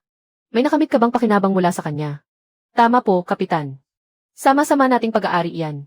Paano mo nagawang ikaw lang ang magdesisyon? At ipinaubaya pa sa iba. Iyong bumibili ng mga dahon. Noon, si Kapitan din ang nagpaalis sa kanya. Ngunit si Wang Jianye, ipinagbili niya ang mga dahon at kumita. May pinagkakautangan ba talaga ang dalawang iyan? Tumahimik kayong lahat. Mabuti na lang at narito ang mga kababayan natin. Magtatanong ako sa lahat. Simula nang magkaroon ng daan papasok sa nayon. Ang pagguho sa bundok sa likod. Sa dami ng lumipas na taon. Sino ba ang nangasiwa rito? Noong 1 buwan, ako ang nag-organisa sa lahat para mag-ayos. Walang pondo ang nayon. Wala ni isa sa inyo ang tumulong. Si Wang Jianye lang ang sumagot sa lahat. Sino ba ang makaalam noon na maaaring pagkakitaan ang mga dahong ito? Ang perang ito, karapat-dapat lang na si Wang Jianye ang kumita. Kung sino ang namahala, siya rin ang dapat makinabang. Ipinahahayag ko na si Wang Jianye ang magbebenta ng mga produkto mula sa bundok. Legal at naaayon sa batas. Kapitan, walang problema. Kaya isinama ko na sila pauwi. Sandali. Kapitan, nagkukumpuni tayo ng kanal sa Hilagang Dalisdis. Kulang ito ng 40 sako ng semento. Akala noon ay tinangailang ng malakas na ulan. Pero nitong mga nakaraang araw, sa likod bahay ni Tio Wang, natagpuan namin ang mga sako ng semento mula noon. Natagpuan namin ang mga sako ng semento noon, pati ordinaryong silikadong semento. Natagpuan namin ang mga sako ng semento mula noon. Ang numero ng batch na nakalimbag dito ay siya ring batch na nawala noon. Sinasabi ko na nga ba, wala pang 1 buwan matapos ayusin ang kanal. Bigla silang nagkaroon ng pera para magpatayo ng bagong bahay. Ang totoo, Tio Wang, ang sementong ginamit sa bahay ay ninakaw mula sa ari-arian ng bayan. Tio Wang, tungkol dito, paano mo ito ipaliliwanag? Ano ang batayan mo sa pagsasabing sa bahay ko natagpuan ang mga sako? Baka sa bahay ko lang talaga na ilabas. Hindi ba pwedeng ikaw, Kapitan, ang palihim na nagbenta nito? Madali lang iyan. Pumunta tayo sa bayan para ipa-examine ang mga fingerprint. Malalaman kung nahawakan mo ang mga ito o hindi. Ikaw ang gumawa nito. Umamin ka na agad. Baka mas magaan pa ang parusa sa iyo. Ako ang gumawa nito. Ninakaw ko ang gamit ng bayan. Hindi na ako karapat-dapat tawaging tao. Kapitan, noong itinatayo pa lang ang nayon, nagtrabaho rin ako ng gusto. Tulungan mo naman ako. Tutal, 2 taon na ang nakalipas. Bigyan mo siya ng pagkakataon. Tingnan mo, kusang umamin siya. Bayaran niya ang nayon ng 500 yuan kasama ang tubo. At ituring na nating tapos na ang usaping ito. 500 yuan, hindi ko kayang ilabas ang ganoon kalaking halaga. Jianye, tulungan mo naman si Tio Wang. Magkakamag-anak pa rin tayong lahat. Kakakuha mo lang ng napakaraming pera. Ituring mo na lang itong tulong mo kay Tio Wang. Noong hindi na ako makatayo sa higaan dahil sa sakit. Sino sa inyo ang dumalaw man lang sa akin? Ngayon, isinumbong ninyo ako. Hindi ko akalaing magkakapamilya tayo. At nakalimutan na ba ninyo na matagal na akong naputol sa pamilya Wang? Matagal na tayong hindi magkamag-anak. Wang Jianye, kahit ano paman, nakatatanda mo pa rin ako. Pamilya. Kahit baliin ang buto, magkadugtong pa rin ang litid. Kung ganyan ang ginagawa mo, hindi ka ba natatakot na kutyain ka ng buong nayon? Tigilan mo ang paggamit sa pamilya bilang panangga. Wala akong hawak na salapi ngayon. 1 buwan ko nang ipinagpaliban ang sahod nila. Matanda man o bata, wala ni isa ang nagreklamo. Lahat ay nagtitiwala sa akin. Naunawaan nila ang kalagayan ko. Ang mga kababayan nating ito ay mas mabuti ng 10,000 beses kaysa sa mga kamag-anak ninyong mapagsamantala. 10,000 beses na mas mabuti. Xiao Jun, 540 Jin. 130 yuan. Salamat po, Lolo Wang. Itago mong mabuti ang pera. Kapag may trabaho ulit, tatawagin kita. Sa susunod naman, Ginang Liu. 1,240 Jin. 280 yuan. Sa buong buhay ko, hindi pa ako nakahawak ng ganoon karaming pera. Talagang mabuting tao si Wang Jianye sa aming nayon. Hindi ko akalaing si matandang Wang ay talagang makapag-iisip para sa mga sawimpalad na taong ito. Kapag may pamilyang nangangailangan, binibigyan niya sila ng pagkakataong kumita. Mas mabuti siya kaysa sa mga kamag-anak na sa salita lang kumakapit sa atin. Pero palihim namang naninira. 10,000 beses na mas mabuti. Tara na. Ibawas mo na ang sahod ng lahat. May natitira pang 73,000. Mahigit 70,000. Mayaman na rin ang pamilya natin, milyonaryo na tayo. Tay, gusto ko ng strap ng relo. Kapag naglalakad ang anak mo sa nayon, talagang nakakabilib at nakakakuha ng respeto. Pagkakita pa lang sa pera, halos malaglag na ang mga mata ninyong dalawa sa mesa. Tay, masaya lang kami para sa iyo. Sa mga panahong ito, hindi kami nagpabaya. Ang perang ito, hindi ba dapat kasama rin kami sa paghahati? Araw-araw tumutulong si Gifang sa bakuran. 10,000 Jin ang mga dahon. Ang isa-isa niyang pinatuyo. Ngayon, humihingi na siya ng bayad sa akin. Kami naman ay naghukay ng kanal nitong mga nakaraang araw. Hanggang sa magasgas at magpaltos ang mga kamay namin. Kung walang malaking ambag, may hirap naman, di ba? Tay, magkano kaya ang ibibigay mo? Baka pwedeng bigyan ng bahagi sina kuya at ang pangalawang kuya. Zikiang. Zili. Itatala ko ang mga ambag ninyong dalawa. Tay, bawat ambag ninyo ay nakatala rito. Pero ang perang ito ay hindi pa maaaring hatiin ngayon. Bakit naman? Bago inspeksyonin ng mga pinuno ang bundok sa likod. Walang nakaalam kung makapapasa ito o hindi. Paano kung magkaroon ng aberya sa huli? Ang 100,000 ito. Kailangang ilabas lahat para ayusin ang problema. Patay tayo. Paano ko nakalimutan ang bagay na ito? Tay, bakit kailangang magmadali? Abala ako nitong mga araw sa pagkolekta ng mga dahon. Nakalimutan kong kunin ang mga bunga. Tay, maaari ring pagkakitaan ang mga bunga. Ang bunga ay tunay na halamang gamot. 10 beses na mas mahal kaysa sa mga dahon. Batay sa presyo ngayong taon. Ang 1 kilo ng bunga ay maaaring ibenta sa 30 yuan. 30 yuan bawat kilo. Napakaraming puno sa bundok sa likod. Magkano kaya ang halaga ng lahat ng iyon? Gifang. May lason ang mga bunga. Mas maselan ang pagkuha ng bunga kaysa sa dahon. Maingat ka talaga. Turuan mo ang mga kababayan kung paano ito kukunin. Paano balatan ang mga ito. Hindi tayo dapat magkaroon ng aberya. Tay, naintindihan ko po. Zikiang. Ang 70,000 ito. Tay, kailangan nating itira para makapagpagawa ng bodega at umupa ng mga trabahador. Hatiin na natin ang pera ngayon. Kung hindi natin makokolekta ang mga bunga. Kapag dumating ang oras, wala na tayo. Pero ilang 100,000 iyon. Tay, naiintindihan na namin. Gifang, bukas ng madaling araw. Pumunta ka sa plaza ng nayon at tawagin ang mga kababayan. Sabihin mong kukuha ako ng mga tao para mangolekta ng bunga. Paghandaing mabuti ang lahat ng basket na kawayan at guwantes. 1 buwan kong hinukay ang kanal. Ganito na kasama ang mga kamay ko. Wala man lang akong nakitang 1 sentimo. Zili, saan ka pupunta sa ganitong oras? Tio Wang. Tio. Zili. Nasaktan ka ba o nainis? Dahil ba sa tatay mo? Wala man lang siyang ibinigay sa iyo. Zili, ganito na ang tatay mo ngayon. Malinaw na naligaw na siya ng bait. Sabi ng tatay ko. Mangongolekta raw siya ng mga bunga. Kailangang itira ang pera bilang puhunan. Mangolekta ng mga bunga. Itinago niya sa inyo pati ang tungkol sa mga dahon. Lalong wala kayong alam tungkol sa mga bunga. Kapag naibenta na ang mga bunga, ang pera ay mapupunta pa rin sa tatay mo at kay Gifang. Wala kayong makukuhang kahit isang hibla ng buhok. Hindi ganoong tao ang tatay ko. Itinira niya ang pera para makakolekta ng mga bunga. Mas malaki ang kikitain kaysa sa mga dahon. Anong mga bunga? Ang mga bunga ng ginggo sa bundok sa likod. Sinabi na iyon ng tatay ko. 30 yuan bawat kilo. 10 beses na mas mahal kaysa sa mga dahon. 30 yuan bawat kilo. Kung gayon, ang buong bundok sa likod ay nagkakahalaga ng ilang 100,000. Patay tayo, nadulas ang dila ko. Iyan lang ang alam ko. Sige na, tama na. Wala kang makukuhang kahit 1 sentimo sa perang ito. At ipinagtatanggol mo pa siya. Wang Zili. Kuya. Gabi na. Bakit ninyo hinaharangan ang kapatid ko? Zikiang, nag-aalala lang kami. Ang nangyari kaninang umaga, nakalimutan ninyo agad. Ang pag-aalala ninyo. Hindi namin kayang tanggapin yan. Zili, umuwi ka na. Ano ang sinabi mo sa kanila? Ako. Wala akong sinabi. Nautal ka pang sabihing wala kang sinabi. Hindi mo ba sinabi sa kanila ang tungkol sa bunga? Nakalabas na ang usapan. Panay mura nila kay tatay. Sinabi ko sa kanila na nag-ipon si tatay para sa pambili ng mga bunga. Pero ayon, nadulas ang dila ko. Wang Sili, ikaw talaga. Ang labo mo talaga. Galit na galit silang dalawa sa pamilya natin. Siguradong gagawa sila ng paraan para guluhin tayo. Kuya, hindi ko naman sinasadya. Nasa kamay pa ni tatay ang sulat ng pag-amin natin. Hindi mo nga ako kayang lokohin. Lalo na si tatay. Umuwi ka agad at humingi ng tawad. Kapag si tatay pa ang nakatuklas, maghintay ka na lang na palayasin kanya sa bahay. Hindi ko kaya. Sasamahan kita. Tara na. Pumunta tayo ngayon din. Mali ako. Ano ba ang kasalanan mo? Nadulas lang ang bibig ko kay Tio Wang.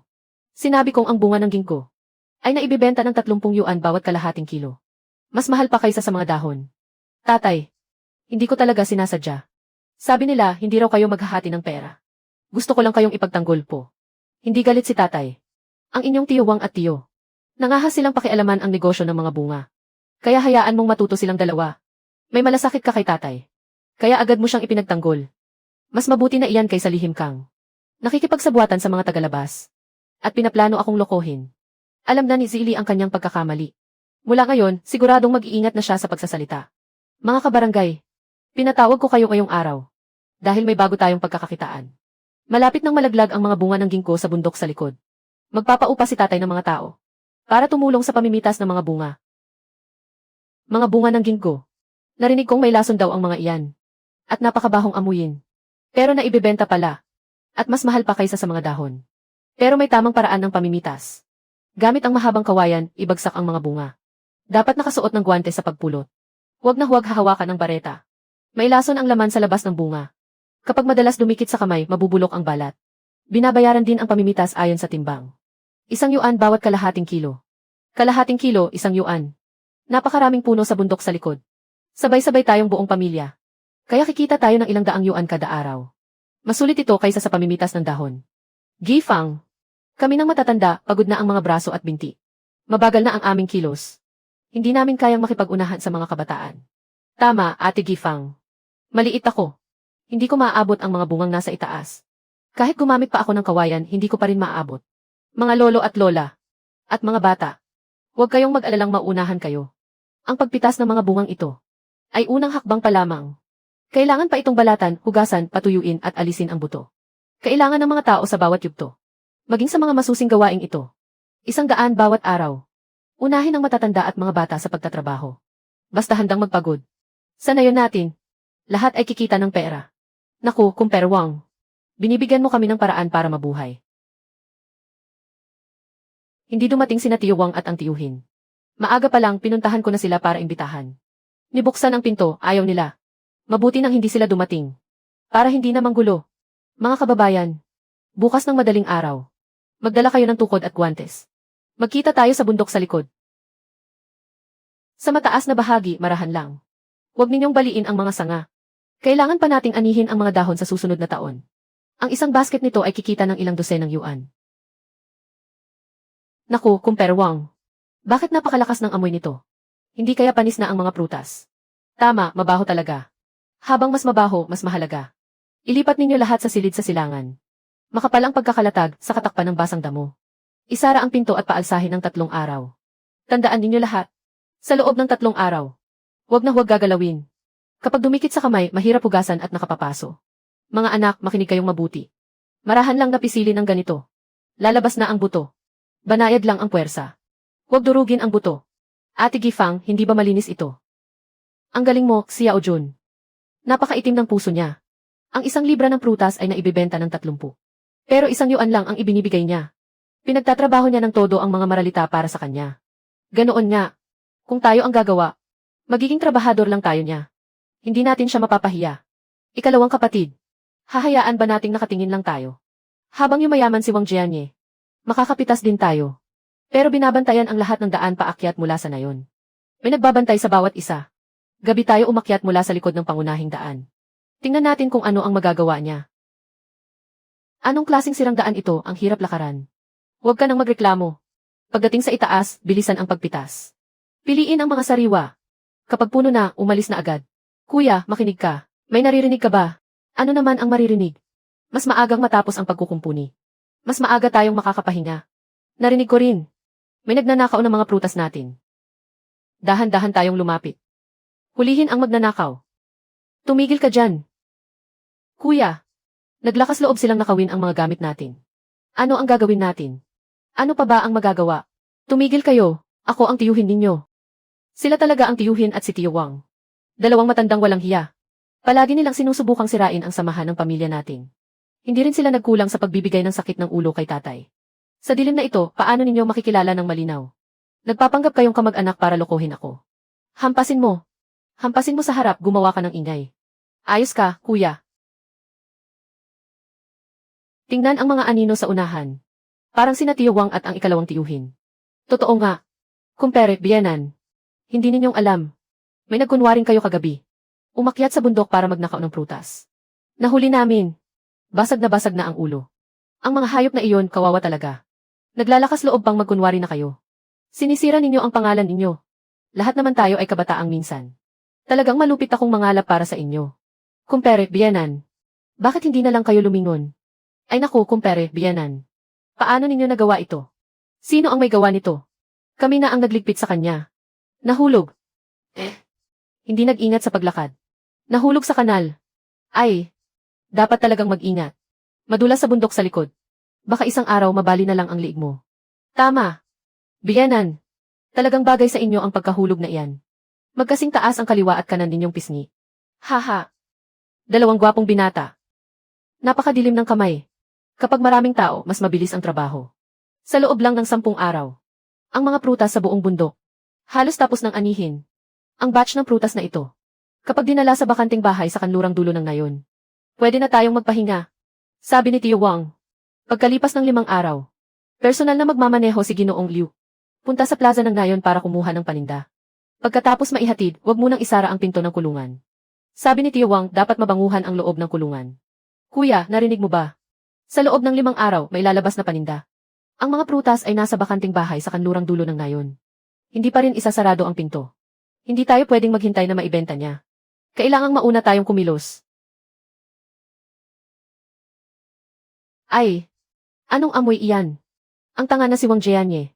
Sira na ang mga prutas ng ganito. Hindi pa niya alam. Siguradong napakarami na ang nakatambak. Nabubulok na. Buti nga sa kanya, siya ang magbabayad. Pumili ng sako na pinakasariwa. Bukas ng umaga, dalhin agad sa bayan at ibenta. Yung sako. Yung pinakasariwang sako. Siguradong mas mahal iyon. Boss, tinanggap po ba ninyo ang bayad sa mga abrikot? Mabuti ang kalidad ng paninda. Tinanggap. Ngayon mismo, kulang kami sa isang ito. Kung magkano ang ibinigay, iyon din ang tatanggapin. 25 gin. Mas mababa pa sa presyong sinabi ni Wang Jianye. 25. Hindi na masama iyon. Ay test ninyo ang paninda. Ang dala ninyong ito, puro sariwang prutas ba? Ang binibili namin ay puting prutas. Ito. Hindi ba ito puting prutas? Ang puting prutas ay yung loob na buto. Kailangang alisin ang laman sa labas. At hindi pa ninyo ito binalatan o pinatuyo. Sobra ang halumigmig. Kaya hindi namin matanggap. Kung ganoon, balatan na natin ngayon. Maghintay ka. Mailason ang balat sa labas. Huwag mong hawakan ng kamay. Ang mga tagalungsod, ang arte talaga. Tayong mga taga-bukid, lahat na ang nahawakan natin. Matatakot pa ba tayo rito? Kapag may nangyari, huwag mong sisihin si tatay at ako na hindi kayo pinigilan. At saka, kung babalatan, sa labas kayo magbalat. Kung sa loob ninyo gagawin, mababahing siksi ang batugan. Tapos na ang pagbabalat. Sa wakas, tapos na rin. Tara na. Hanapin natin ang amo. Timbangin natin. Kabuang 33 gin ang puting bunga. Masyadong mataas ang tubig nito. Hindi pa ito natutuyo sa araw. Madali itong amagin. 18 gin lang ang maibabayad ko sa inyo. 18. Hindi ba 25 ang napagkasunduan? Ang 25 ay para sa tuyong-tuyo na produkto. Para iyon sa maayos na produkto. Basang-basa ang dala ninyo. Ako pa ang kailangang magpatuyo nito. Mahigit 500 at 900 lahat. Gawin na nating eksaktong halaga. Kung gusto ninyong ibenta, ibenta. Kung hindi, bahala kayo. Libre na nga ito, reklamador pa. Sige, 600 yuan na. Bihira kang makakuha ng ganoon karaming pera ng libre. Tara na. Kumain tayo ng masarap mamayang tanghali. Sandali lang, kuya. Ano ang nangyari sa kamay ko? Para itong nasusunog. Ganoon din ang kamay ko. Bakit sobrang kati nito?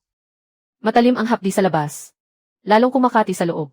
Para bang may mga langgam na gumagapang sa pagitan ng mga buto. Aray. Hindi ko na kaya. Ang kamay ko. Bakit nagkaroon ito ng mga paltos? Ako. Bakit parang nasusuka ako? Ikalawang kuya. Ito. Mukhang may masamang nangyari. Dali, pumunta tayo sa ospital. Doktor. Kami pong dalawa. Ano ba talaga ang nangyayari sa amin? Nalason kayo ng ginkgo. May asidong ginkgo sa balat nito. Napakalakas ng laso nito. Pinagbalat ko pa kayo ng walang guwantes. Ang kondisyon ninyo ay malubhang pamamaga ng balat dahil sa matagal na pagdikit. Kailangan ninyong maospital at salinan ng swero. Magpahid ng gamot araw-araw.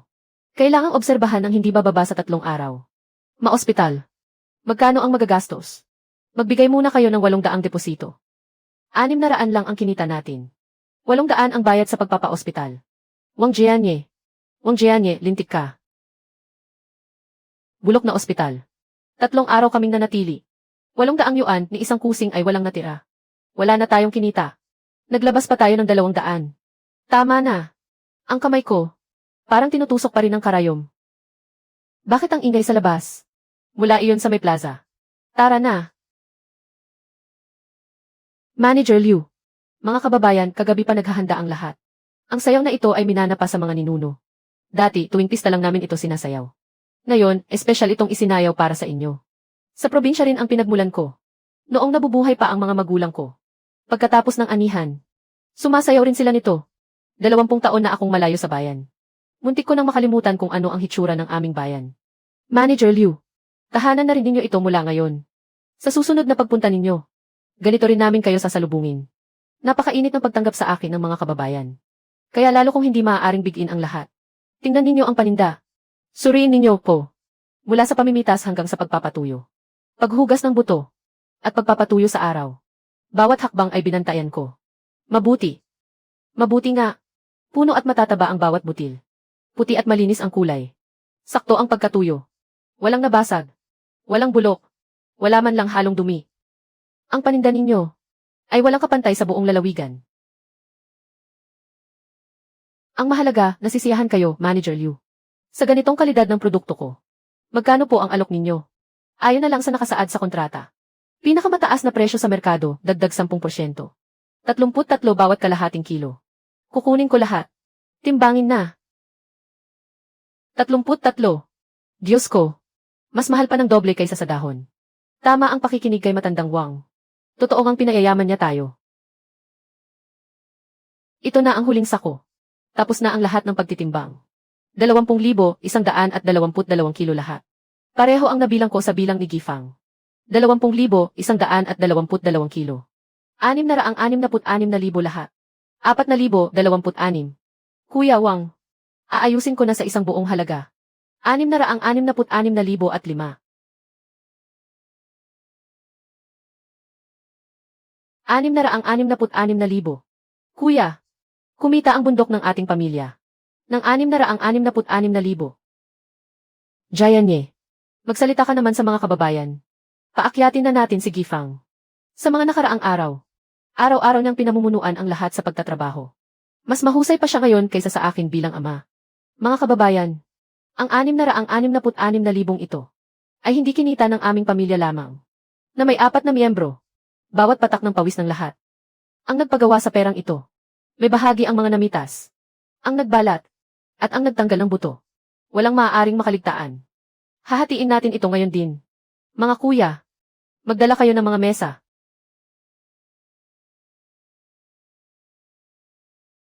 Zhang Tiezu. 1,780 kilo ang napitas. Siya ang may pinakamaraming natapos. May dagdag na gantimpalang 500. 2,408 ang bahagi niya. 10 taon kaming nagsaka. Hindi kami nakapag-ipon ng ganito kalaking pera. Gifang. Saan ka man tumuro, tatay, doon ako susuntok. Aling Liu. Malabo na ang paningin mo, pero araw-araw ka pa rin nagbabalat ng buto. Mula umaga hanggang gabi, nagtatrabaho. Sa kalahating buwan, wala ni isang araw na nagpahinga. Hinati ang tig 1,600. 70 taon na akong nabuhay. Ngayon lang ako nakakita ng ganito karaming pera. Gifang. Para kang buhay na diyosa. Buong taon akong nagsasaka. Wala pang 500 ang malinis na kinikita ko. Isang buwan lang akong sumama kay Wang Jianye. Katumbas na iyon ng 3 taon ng kita ko. Tama naman. Kahit itong matatanda kong buto. Kaya palang kumita ng mahigit 1,000. Kahit sa panaginip, hindi ko iyon maisip. 33 unit bawat kalahating kilo. 660,000. Lahat ng taga na yon ay nakatanggap ng bahagi. Ang perang ito, dapat ay para sa atin, di ba? Kuya. Kuya. Kuya, sa wakas ay nagising ka na rin. 660,000. Kinita lahat ni Wang Jianye. Tama naman. Buong na yon ay nakatanggap ng pera. Kuya. Tayo lang dalawa ang walang napala. Tayo pa ang nalugi. Hindi maaari. Hindi ko kayang palampasin ito. Wang Jianye. Hindi pa tayo tapos. Wang Jianye, walang hiya kang ulupong. Bakit niya nakuha ang napakagandang bundok na iyon? Bakit ipinapaubaya sa kanya? Kuya. Naaalala mo ba? Kinuha ni Wang Jianye ang bundok sa likod. Ang sabi niya, aayusin daw niya ang pagguho ng lupa. At ano naman kung gayon? Pero ang tagal na nito. Nasaan ang mga panangga sa pagguho? Nasaan ang mga pader na panangga sa lupa? Noong araw na iyon, umakyat tayong dalawa para mamitas ng bunga. Pero may nakita tayo. Ilang mabababaw na kanal lang ang hinukay niya. Niloloko niya ang lahat. Niloloko niya ang buong nayon. Pupunta ako sa bayan para magsumbong. Sasabihin kong ang kapitan ng nayon ay kasabwat niya. Ipinagbibili nila ang ari-arian ng kolektibo. At nagbabawas sila ng materyales sa proyekto. Kapag nag-imbestiga ang mga nakatataas, pareho silang lagot. Umalis ka. Ngayon na mismo. Gusto kong makita mismo si Wang Jianye na ikinukulong sa malaking bilangguan. Pinuno. Kayo po ang dapat mamagitan para sa mga mamamayan. Ang kapitan ng aming nayon ay nakipagsabwatan kay Wang Jianye. Ipinamigay niya rito ang bundok ng bayan. Ang sabi, gagawa raw ng panangga sa pagguho. Pero ilang kanal lang ang hinukay niya. Malinaw na nilustay niya ang pondo. At si Wang Jianye, ibinibenta ang ari-arian ng kolektibo. Isinilid niya sa sariling bulsa ang 660,000. Hula ko, malaki ang kinubra ng kapitan ng nayon. Inangkin nila ang kagubatan ng kolektibo. Peke ang iniulat nilang proyekto. Hindi ito maliit na bagay. Ipagbigay alam ito sa lahat. Maghanda agad para sa investigasyon sa nayon. Ang orihinal na inspeksyon ay nakatakda sa katapusan ng Nobyembre. Ilipat ito sa Makalawa. Napakatalino ninyo, pinuno. Wang Ming. Siguraduhing imbestigahan ang kapitan ng nayon. Talagang tumanggap siya ng iligal na pera mula kay Wang Jianye. Ang kapal naman ng mukha. Yumaman na. At marunong pa siyang isama ang mga kababayan sa pag-unlad. Ang bagong relo na ito. Napakaganda. Nagtatrabaho sa distrito ang kaklase ko. Kakapunta lang niya sa bahay namin at sinabi. Sa Makalawa, personal na pupunta ang mga pinuno para imbestigahan ang nayon natin. May nagsumbong sa inyo ni Wang Jianye na nagsabuatan kayo. At nangurakot ng pondo para sa pagpapatatag ng dalisdis. Sa Makalawa, hindi ba sa katapusan pa ng buwan? May nagsumbong sa tanggapan ng distrito. Pinag-advance nila. Tapos na tayo. Luging-lugi na tayo. Ang dalisdis sa bundok sa likod. Ilang kanal lang naman iyon. Kuya Wang. Malaking kapahamakan ito. Sa Makalawa, may pupunta mula sa distrito para mag-inspeksyon. May nagsumbong na nagsabuatan tayong dalawa at nangurakot. Na binawasan ang materyales sa proyekto sa bundok sa likod. Ilang kanal lang naman ang nasa bundok sa likod. At ilang hanay ng mga punla. Paano natin ito ipaliliwanag? Kapag dumating ang oras, huwag mong sabihing mawawala ang karapatan mong magkontrata. Pati ang sombrerong dayami ko. Pareho tayong makukulong, kumpare. Kapitan. Paano ako hindi mag-aalala? Kalbo ang buong dalisdis. Wala man lang na ipintang bato. Halika. Tingnan natin ang bundok sa likod. Kuya Wang. Huwag mo nang tingnan. Ito. Malinaw na hindi pa ito tapos. Kapitan. Naniniwala ka ba sa akin? Sa ganitong oras pa talaga. At sinasabi mo pa sa akin yan. Ako si Wang Jianye at tandaan mo ang sasabihin ko ngayon. Darating ang mga pinuno para mag-inspeksyon makalipas ang 3 araw. Ano mang problemang lumitaw? Ako ang sasagot sa lahat. Ikaw ang sumagot. Paano mo sasagutin? Kung nangahas akong kontrahin ang bundok na ito. Hindi ako natatakot sa inspeksyon ng mga pinuno. Makatitiyak kayo. Salubungin ninyo ang mga pinuno. Imbitahan ninyo silang pumunta rito. Ano mang mangyari. Ako ang sisihin ninyo. Diyos ko po. Huwag sanang umulan kahit kaunti. Tapos na tayo. Sa lakas ng ulang ito, guguho ang buong kalsada. Bahala na. Bukas darating ang mga pinuno. Lahat ng problema, kay Wang Jianye ninyo ibunton. Siya ang buong tapang na nangako. Nakukumpunihin ang bundok sa likod. Nangako ka sa akin. Hindi na ako magsasalita ng mga paligoy-ligoy. Tungkol sa pagpapatatag ng dalisdis sa bundok sa likod ng inyong nayon. May nagsumbong gamit ang tunay niyang pangalan. Na nagsabuatan ang mga opisyal at negosyante ng nayon. At ipinagbili ang mga ari-arian ng buong nayon. Binawasan ang materyales sa proyekto. May malubhang usapin ng katiwalian. Pinuno. Kayo na po ang gumawa ng paraan para sa amin. Wang Jianye. Nakipagsabuatan kayong dalawa ng kapitan ng nayon. Ibinenta ninyo ng palihim ang mga produktong gubat. 660,000, lahat napunta sa bulsa ninyo. Wala ni isang sentimo ang napunta sa amin, mga karaniwang mamamayan. Wala kaming nakita ni isang kusing. Ikaw rin ang kapitan ng nayon. Totoo ba talaga ang bagay na ito? Kung aamin, magaan ang parusa. Kung lalaban, mas mabigat ang parusa. Kalokohan ang sinasabi mo. Tama. Pinangunahan ni Tiong Wang ang buong nayon sa pamimitas ng bunga. Hinuhubaran namin ng laman ang mga bunga. 3 taon nang niloloko ng tatay ko ang mga tao. Ako, isang kaawa-awang matandang babae. Sumusunod ako kay Gifang sa pagtatrabaho. Nakatanggap ako ng 1,600 sa hatian. Mas malaki pa kaysa sa 3 taong pagsasaka. Walang duda.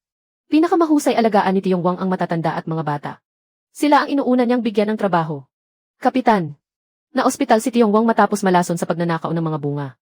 Naiinggit siya nang makita niyang kumikita tayo. Kapitan. Bawat sentimong kinita ko ay malinis at marangal. Pati ang relong ito ay binili ko matapos mamitas ng mahigit 200 kilo ng bunga. Pinaghirapan ko kasama ng mga kababaryo. Tungkol naman sa pagguho sa bundok sa likod. Si Wang Jianye ang gumawa ng lahat. Lumagda ako ng isang kontrata para ipaayos sa kanya ang bundok sa likod. Ang kondisyon ay ayusin niya ang pagguho. Wala akong ibang pinakialaman. Kapitan, ako ang may kontrata sa bundok sa likod. Ako rin mismo ang nangasiwa sa pagsasaayos. Mabuti. Napakabuti. Kasamang Wang Jianye. Napakaganda ng ginawa mo. Ano ang sinabi ninyo? Nagsasalita ba kayo ng pabaliktad? Hindi ito malinaw kung dito lang pag-usapan. Sakay na ang lahat. Pumunta tayo sa bundok sa likod. Doon magiging malinaw ang lahat. Bakit napakalinis ng daan? Napakalakas ng ulan kahapon. Pero wala man lang gumuhong lupa. Kahapon, nakita kong may paparating na malakas na bagyo. Kaya isang araw bago iyon. Pumunta ako rito para siya sa atin ang bundok sa likod. Hindi ko inakalang ang ilang kanal sa bundok ay hahatiin ang tubig baha at ililihis ito. Hindi lang ang pagguho. Hindi lang ang pagguho, mga kababaryo. Pati isang patak ng putik sa dalisdis ay walang naanod pababa. Sa dami ng mga proyektong pang-infrastruktura sa tubig na nakita ko. Ngayon lang ako nakakita ng ganito kagandang pangangalaga sa kalikasan. Walang itinayong pader. Walang proyektong pampaganda lang. Talagang pinalabas ang tubig at pinatatag ang bundok. Jianye. Itong pamamaraang ito. Paano mo naisip? Kapitan. Sa tradisyonal na pagpapatibay ng dalisdis, itinayo ang pader na semento para magmukhang maringal.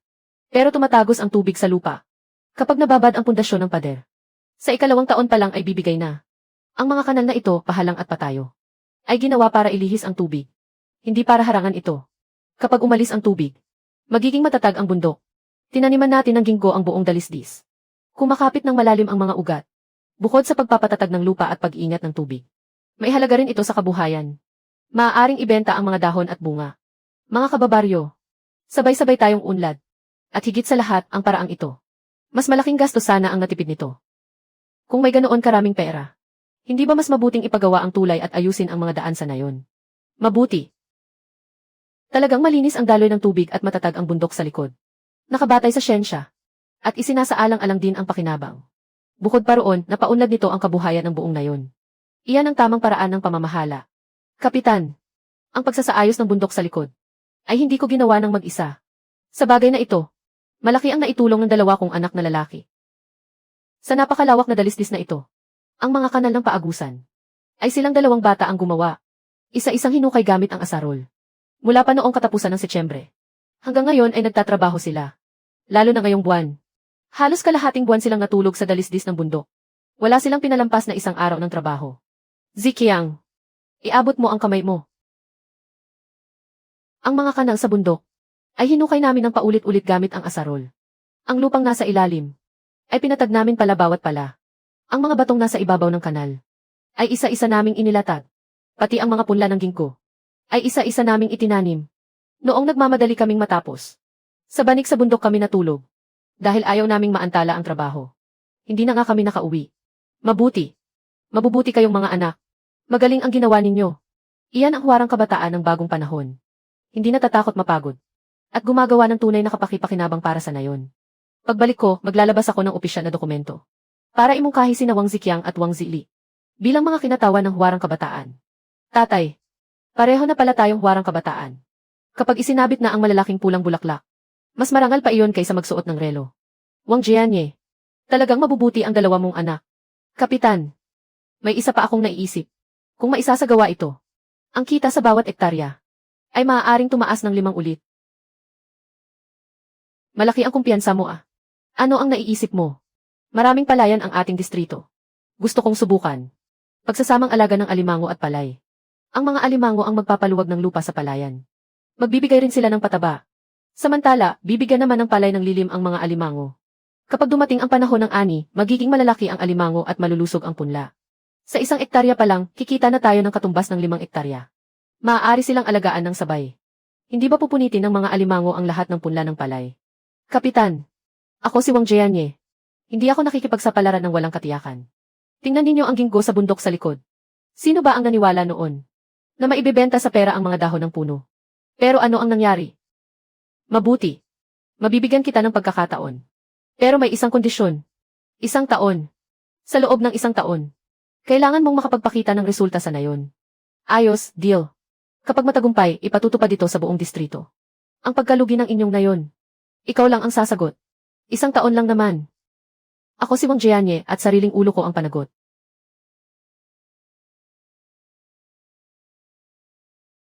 Tatay. Tio. Kayong dalawa dahil kay Wang Jianye. Halos mauwi na sa ospital. Dapeng. Sa wakas, nakabalik ka rin. Ang tatay mo at ang tiyo mo. Muntik na kaming maubusan ng 3 li. Naubos na ang pera ng pamilya natin. Ganito na kalala ang pagkasira ng mga kamay namin. Buong nayon tinuturo ang mga gulugod namin. Lahat dahil kay Wang Jianye. Lesiu. Isang matandang kalahati na lang ang katawan sa hukay. Matandang buwisit. Nangangahas pang dumumi sa ulo ng pamilya Wang. Tio. Kayong dalawa, maghintay kayo. Para sa galit na ito.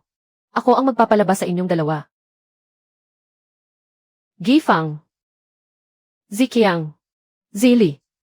Ngayong araw. Hahatiin ang kita. Gifang. Iyo ang 100,000 ito. Ikaw ang mamahala sa pera. At turuan ang mga taga-nayon. Bantayan ang kalidad. Ikaw ang may pinakamalaking ambag. Tatay. Ang laki ng perang ito. Hawakan mo.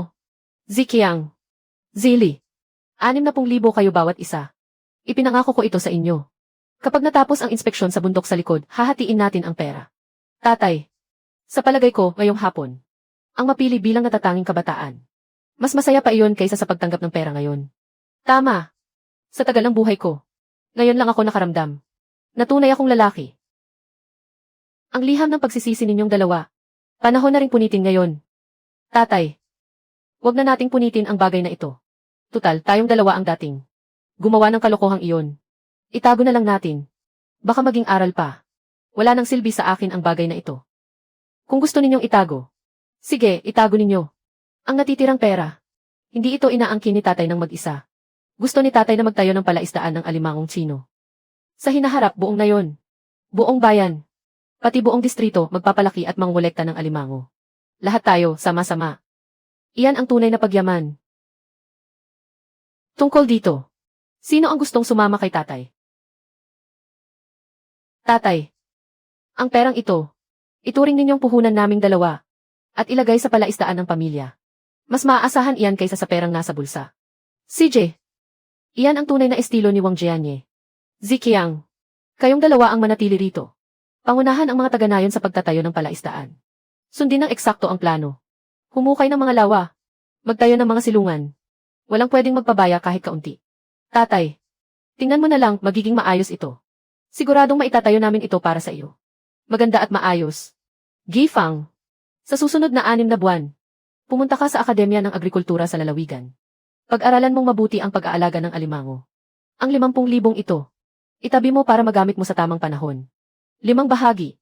Sobra naman ito. Pagod na sina kuya at pangalawang kuya. Gagastos ako para makapag-aral. Gifang. Noong nag-aaral kaming magkapatid, Hindi kami nagsikap mag-aral. Pag-aaralin mo pa kami. Hindi ba pagsasayang lang iyan ang pera? Napagpasyahan na ito. Tandaan mo. Siguraduhin mong matutunan mo ng mabuti. Pagkatapos, dalhin mo rito ang pinakamagandang kaalaman. Bumalik ka sa ating nayon. Magtayo tayo. Darating ang araw na ipapahiya kita. Sa harap ng buong nayon. Mga kabarangay, kumita na ng pera ang lahat sa pagbebenta ng mga prutas. Pero simula pa lamang ito. Sa susunod na taon, nais kong sama-sama nating alagaan ang mga alimango. Mag-alaga ng mga alimango. Maaari nating alagaan ang mga ito sa palayan. Ang landas na itinuro ni Matandang Wang. Tama, walang duda. Mag-alaga ng mga alimango. Sa tingin ko, gusto mong ang pera ng buong nayon ay mapunta sa sarili mong bulsa. Kuya Gianye, niloloko mo na naman ang mga tao. Mga kabarangay, hindi ba ninyo naiisip na ang dalawang malaking sipit ng alimango ay siguradong pipinsala sa mga punla ng palay? Wang Depeng, ilang araw ka ba nag-aral? Ang sumisira sa mga punla ng palay ay mga ligaw na alimango. Ito ang mga sadyang pinili ko. Mga alimangong sino. Hindi nila kinakain ang buhay na punla. Mga ligaw na damo at peste lamang ang kinakain nila. Kung sinabi mong iyon lang ang kinakain nila, iyon lang. Kapag naubos ang mga punla ng palay, pati hangin sa hilagang kanluran ang ipapainom mo sa mga kabarangay. Mga kabarangay, puro salita, walang patunay. Ako, si Wang Jianye, ay sumusumpa rito. Sa simula ng susunod na taon, magtatayo ako sa silangang bahagi ng nayon ng isang malaking tanggapan para sa pagsubok at pagpapakita. Makikita mismo ng lahat kung paano sabay lumalaki ang alimango at palay. At higit pa rito, lahat ng unang sasama sa proyekto ay bibigyan ko ng libreng mga semilya ng alimango. Walang kahit isang sentimo ang babayaran. Talagang bukal sa puso ni Matandang Wang ang pagtulong sa mga kabarangay. Magtrabaho tayo. Sumunod tayo kay Matandang Wang. Pumunta na si Gifang sa lungsod ng lalawigan para mag-aral ng teknolohiya. Sa loob ng 6 na buwang ito, sina Ziqiang at Zili ang mamumuno sa pagtatayo ng pasilidad kasama ang lahat. Babayaran sila ayon sa pamantayan ng lungsod. Hindi ko kulangin sa isang araw na sahod. Sila ang mamumuno sa mga tao. Mga kabarangay, nakalimutan na ba ninyo kung anong klaseng tao silang dalawa? Mahilig kumain pero tamad magtrabaho. Palihim at puro palusot. Pera at proyekto ang ipagkakatiwala ninyo sa kanila. Baka mapunta lahat ng sahod sa kanilang bulsa. Huwag kang magbintang ng walang batayan. Matagal na kaming nagbago. Kung ganoon, kayong dalawa, may lakas ba kayong loob na ilabas ang mga bagay sa inyong bulsa at ipakita sa mga kababayan natin? Anong bagay? Mga kababayan, ito ang kanilang pag-amin sa kasalanan. Pati gamit sa sarili nilang bahay, ninakaw nila. Wang Jianye, ito ba ang mga mabubuting manggagawang hinanap mo para sa mga kababayan natin? May pag-amin talaga sila sa kasalanan. Mukhang mahirap talagang magbago ang pagkatao ng dalawang iyan. Ako ang nag-utos sa kanilang sumulat niyan. Pero alam na nilang nagkamali sila. At nagbago na sila. Wang, naiintindihan namin kung ipinagtatanggol mo ang mga anak mo. Pero ang dalawang iyan, hindi namin mapagkakatiwalaan. Ninakaw na nga ang sahod ng mga manggagawa, tapos ano? Wang, alam naming mahal mo ang mga anak mo. Pero bakit mo inilalapit sa amin ang mga taong gaya nila? Akala mo ba mga tanga kami? Sige na. Hindi na matutuloy ang bagay na ito. Magsiwian na kayong lahat. Pinuno, kahapon lang po kayo umalis. Bakit narito na naman kayo ngayon? Kahapon ay siniyasat ko ang mga proyekto sa patubig. Ngayon naman, iba ang pakay ko. Wang Ziqiang, Wang Zili, lumabas kayo. Si Wang Ziqiang at si Wang Zili ay araw at gabing nagtrabaho upang ayusin ang bundok sa likod. Nalutas nila ang problema ng pagguho sa pangunahing daan.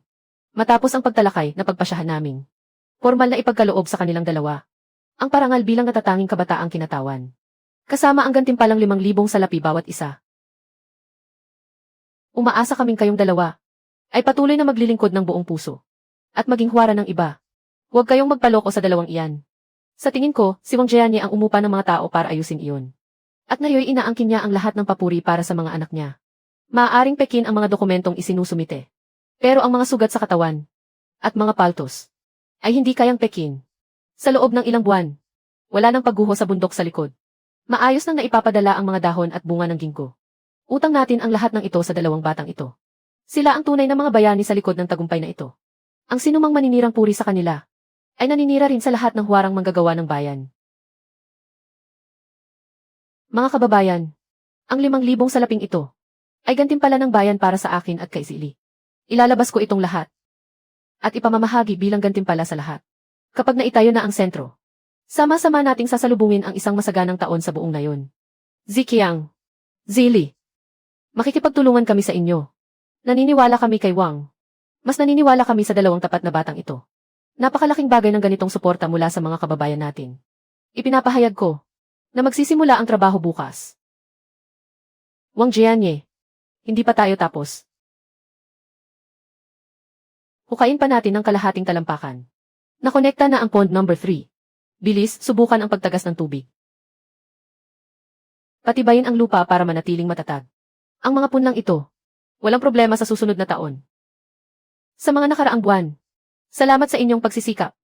Matatapos ang pasilidad ng mga punla bago sumapit ang bagong taon. Ngayong araw, ipamamahagi ang sahod. Zhang Tiezu.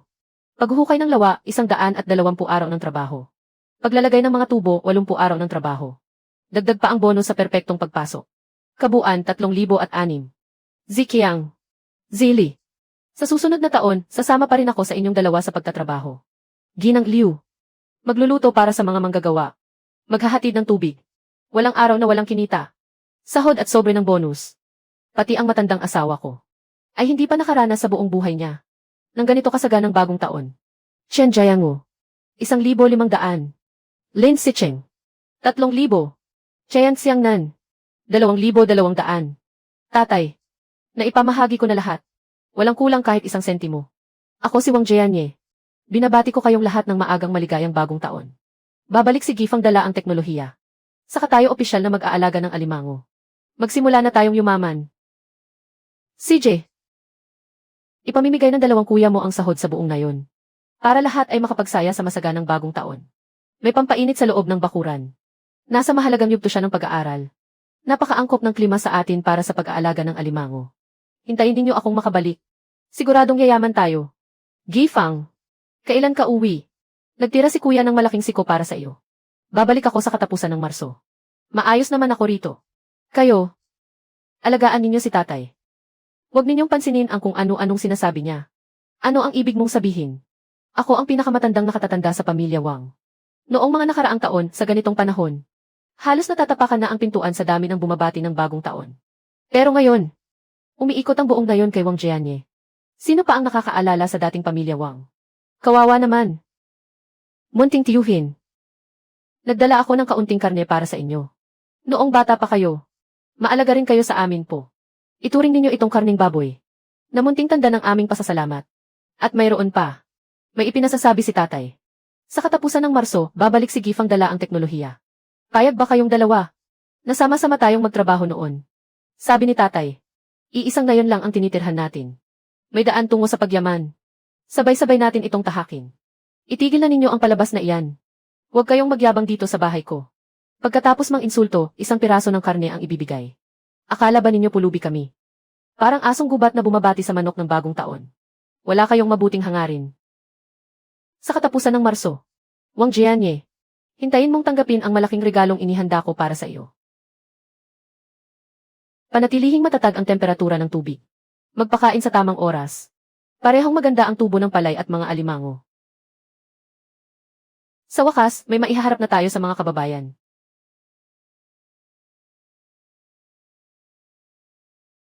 Tatay, 3 araw na po kayong hindi natutulog.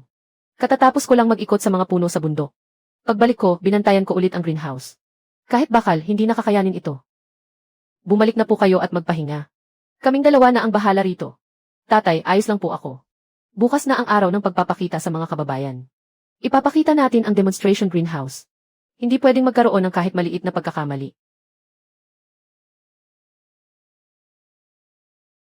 Kuya Wang.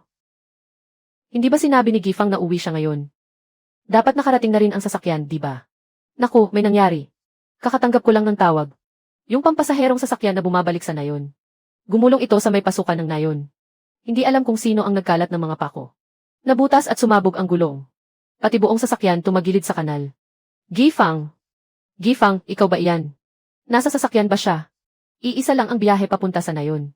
Patuloy pa ring inaalam ang lawak ng mga pinsala. Hindi pa lahat ng tao ay nailalabas. Kuya, Huwag kang bibigay, kuya. Gifang. At Gifang. Alagaan ninyong mabuti ang tatay ninyo. Lalabas ako para sabihin sa mga taga-nayon. Bukas na natin tingnan ang demonstration field. Nakapagtakda na ang araw. Talagang hindi na pwedeng baguhin. Naghihintay ang buong nayon. At kung tutuusin, pakiramdam ko talaga. Ayos lang si Gifang. Lao Wang. Hindi ba alas 9 ang usapan? Late ka na. Bilisan ninyo at tingnan natin. Gusto ko rin malaman. Paano sabay lumalaki ang mga alimango at palay? Ilang minuto lang kaming naantala. Salamat sa napakaraming kababayang dumalo upang suportahan kami. Ngayon, ipapakita namin sa lahat. Ano ba ang pagsasabay ng pag-aalaga ng alimango at pagtatanim ng palay? Mga punla ng palay. Bakit lahat ng punla ay naputol? Wala namang problema kahapon. Lao Wang. Sigurado ka bang alam mo ang ginagawa mo? Pinutol ng mga alimango ang lahat ng punla. Mukhang hindi talaga maaasahan ang pamamaraang ito. Yung ilang ektarya ng lupa namin. Hindi kakayanin ng mga iyon ang ganitong abala. Sinabi ko na sa inyo. Saan ka nakakita ng ganoong kagandang negosyo? Kumita ng 5 ektaryang halaga mula sa 1 ektarya. Akala mo ba may libreng biyayang babagsak mula sa langit? Tatay. Kuya. Ikalawang kuya. Gifang. Hindi ba ikaw? Hindi ba gumulong ang pampasaherong sasakyan? Gusto ko munang tingnan ang kalagayan ng mga puno. Bumaba ako sa may bundok sa likod. Tatay, anong nangyari? Ayos lang po ako, anak. Palay. Naputol lahat ng palay. Huwag kang mag-alala. Ako na ang bahala rito. Alagaan mo muna si tatay. Ang palay sa loob ng greenhouse. Ako ang mag-imbestiga. Ang palay sa bukid. Talagang hindi iyon pinutol ng mga alimango. Kitang-kita iyon ng lahat.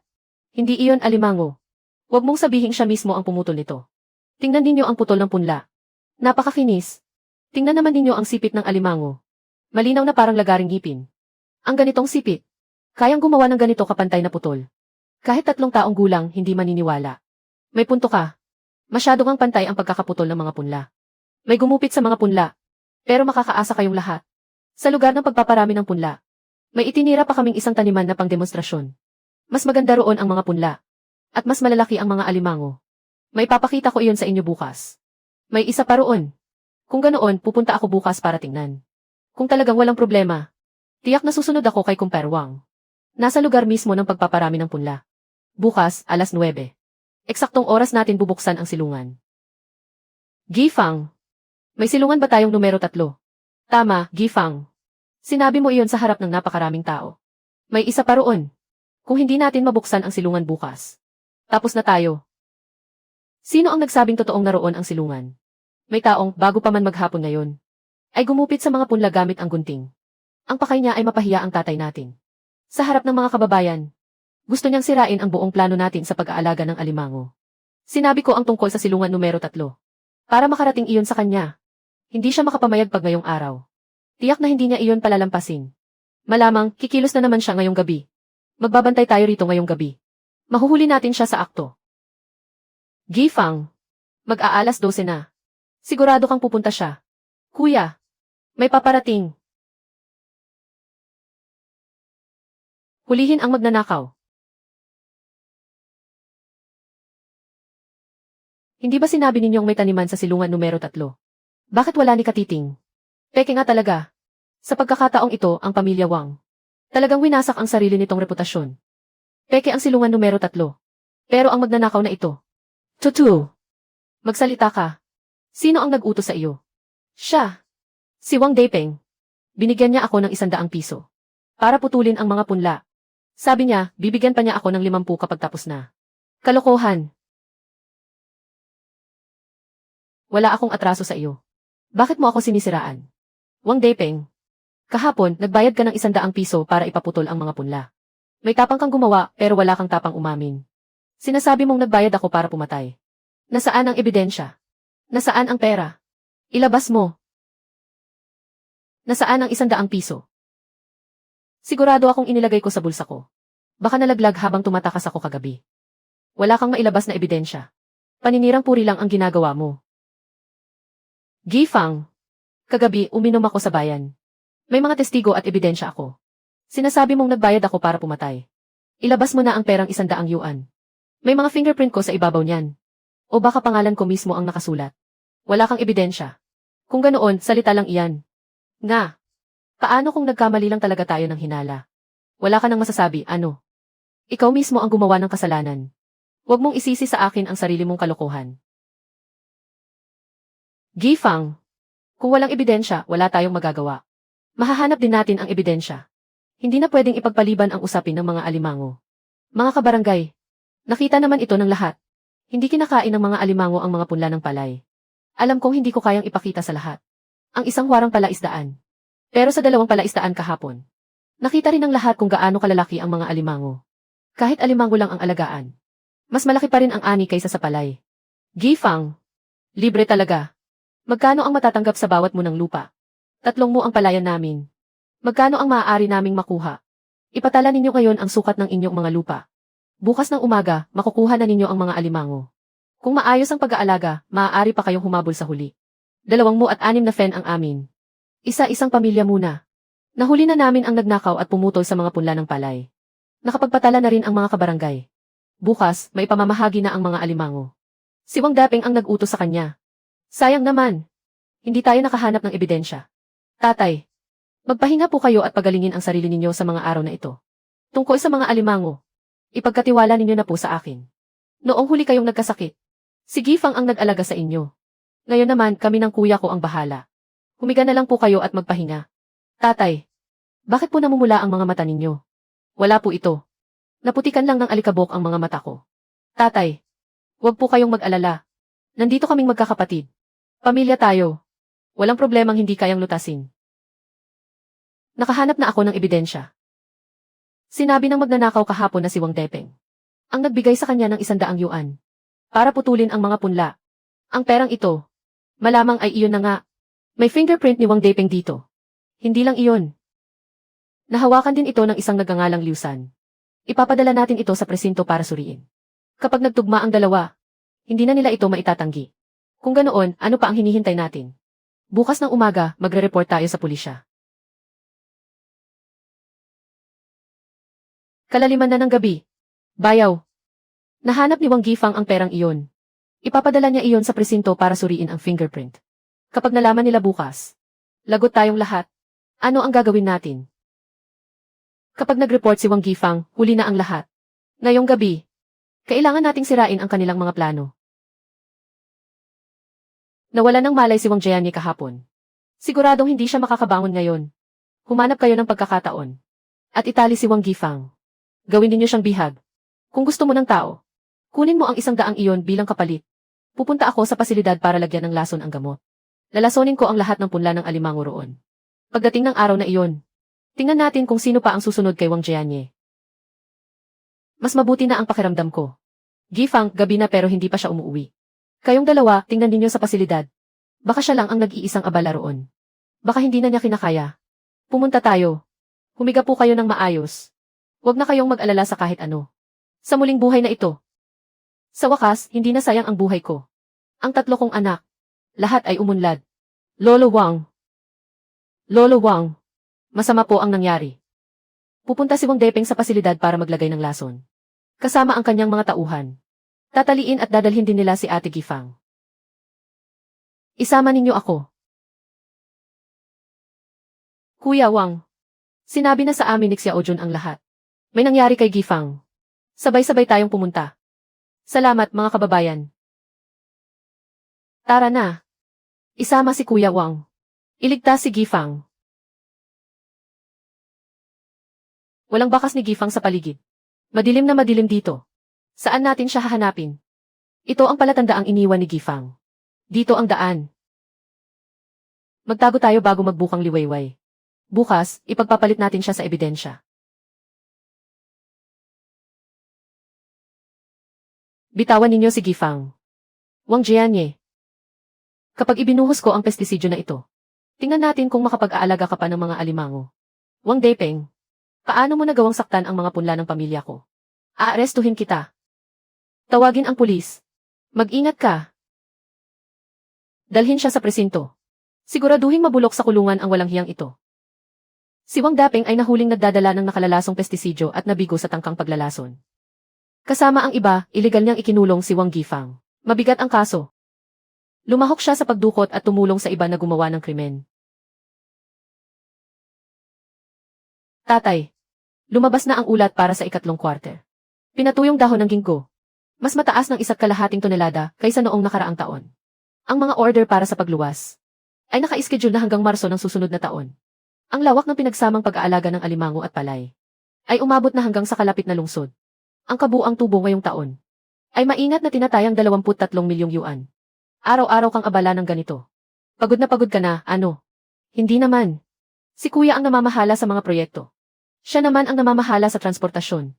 Ako ang bahala sa teknolohiya at pamilihan. Kapag sila ang umaasikaso sa lahat. Kahit saan pa ako magpunta mag-isa, hindi ako matatakot. Tama. Tayo, ang pamilya nating 4. Walang bagay na hindi natin kayang gawin.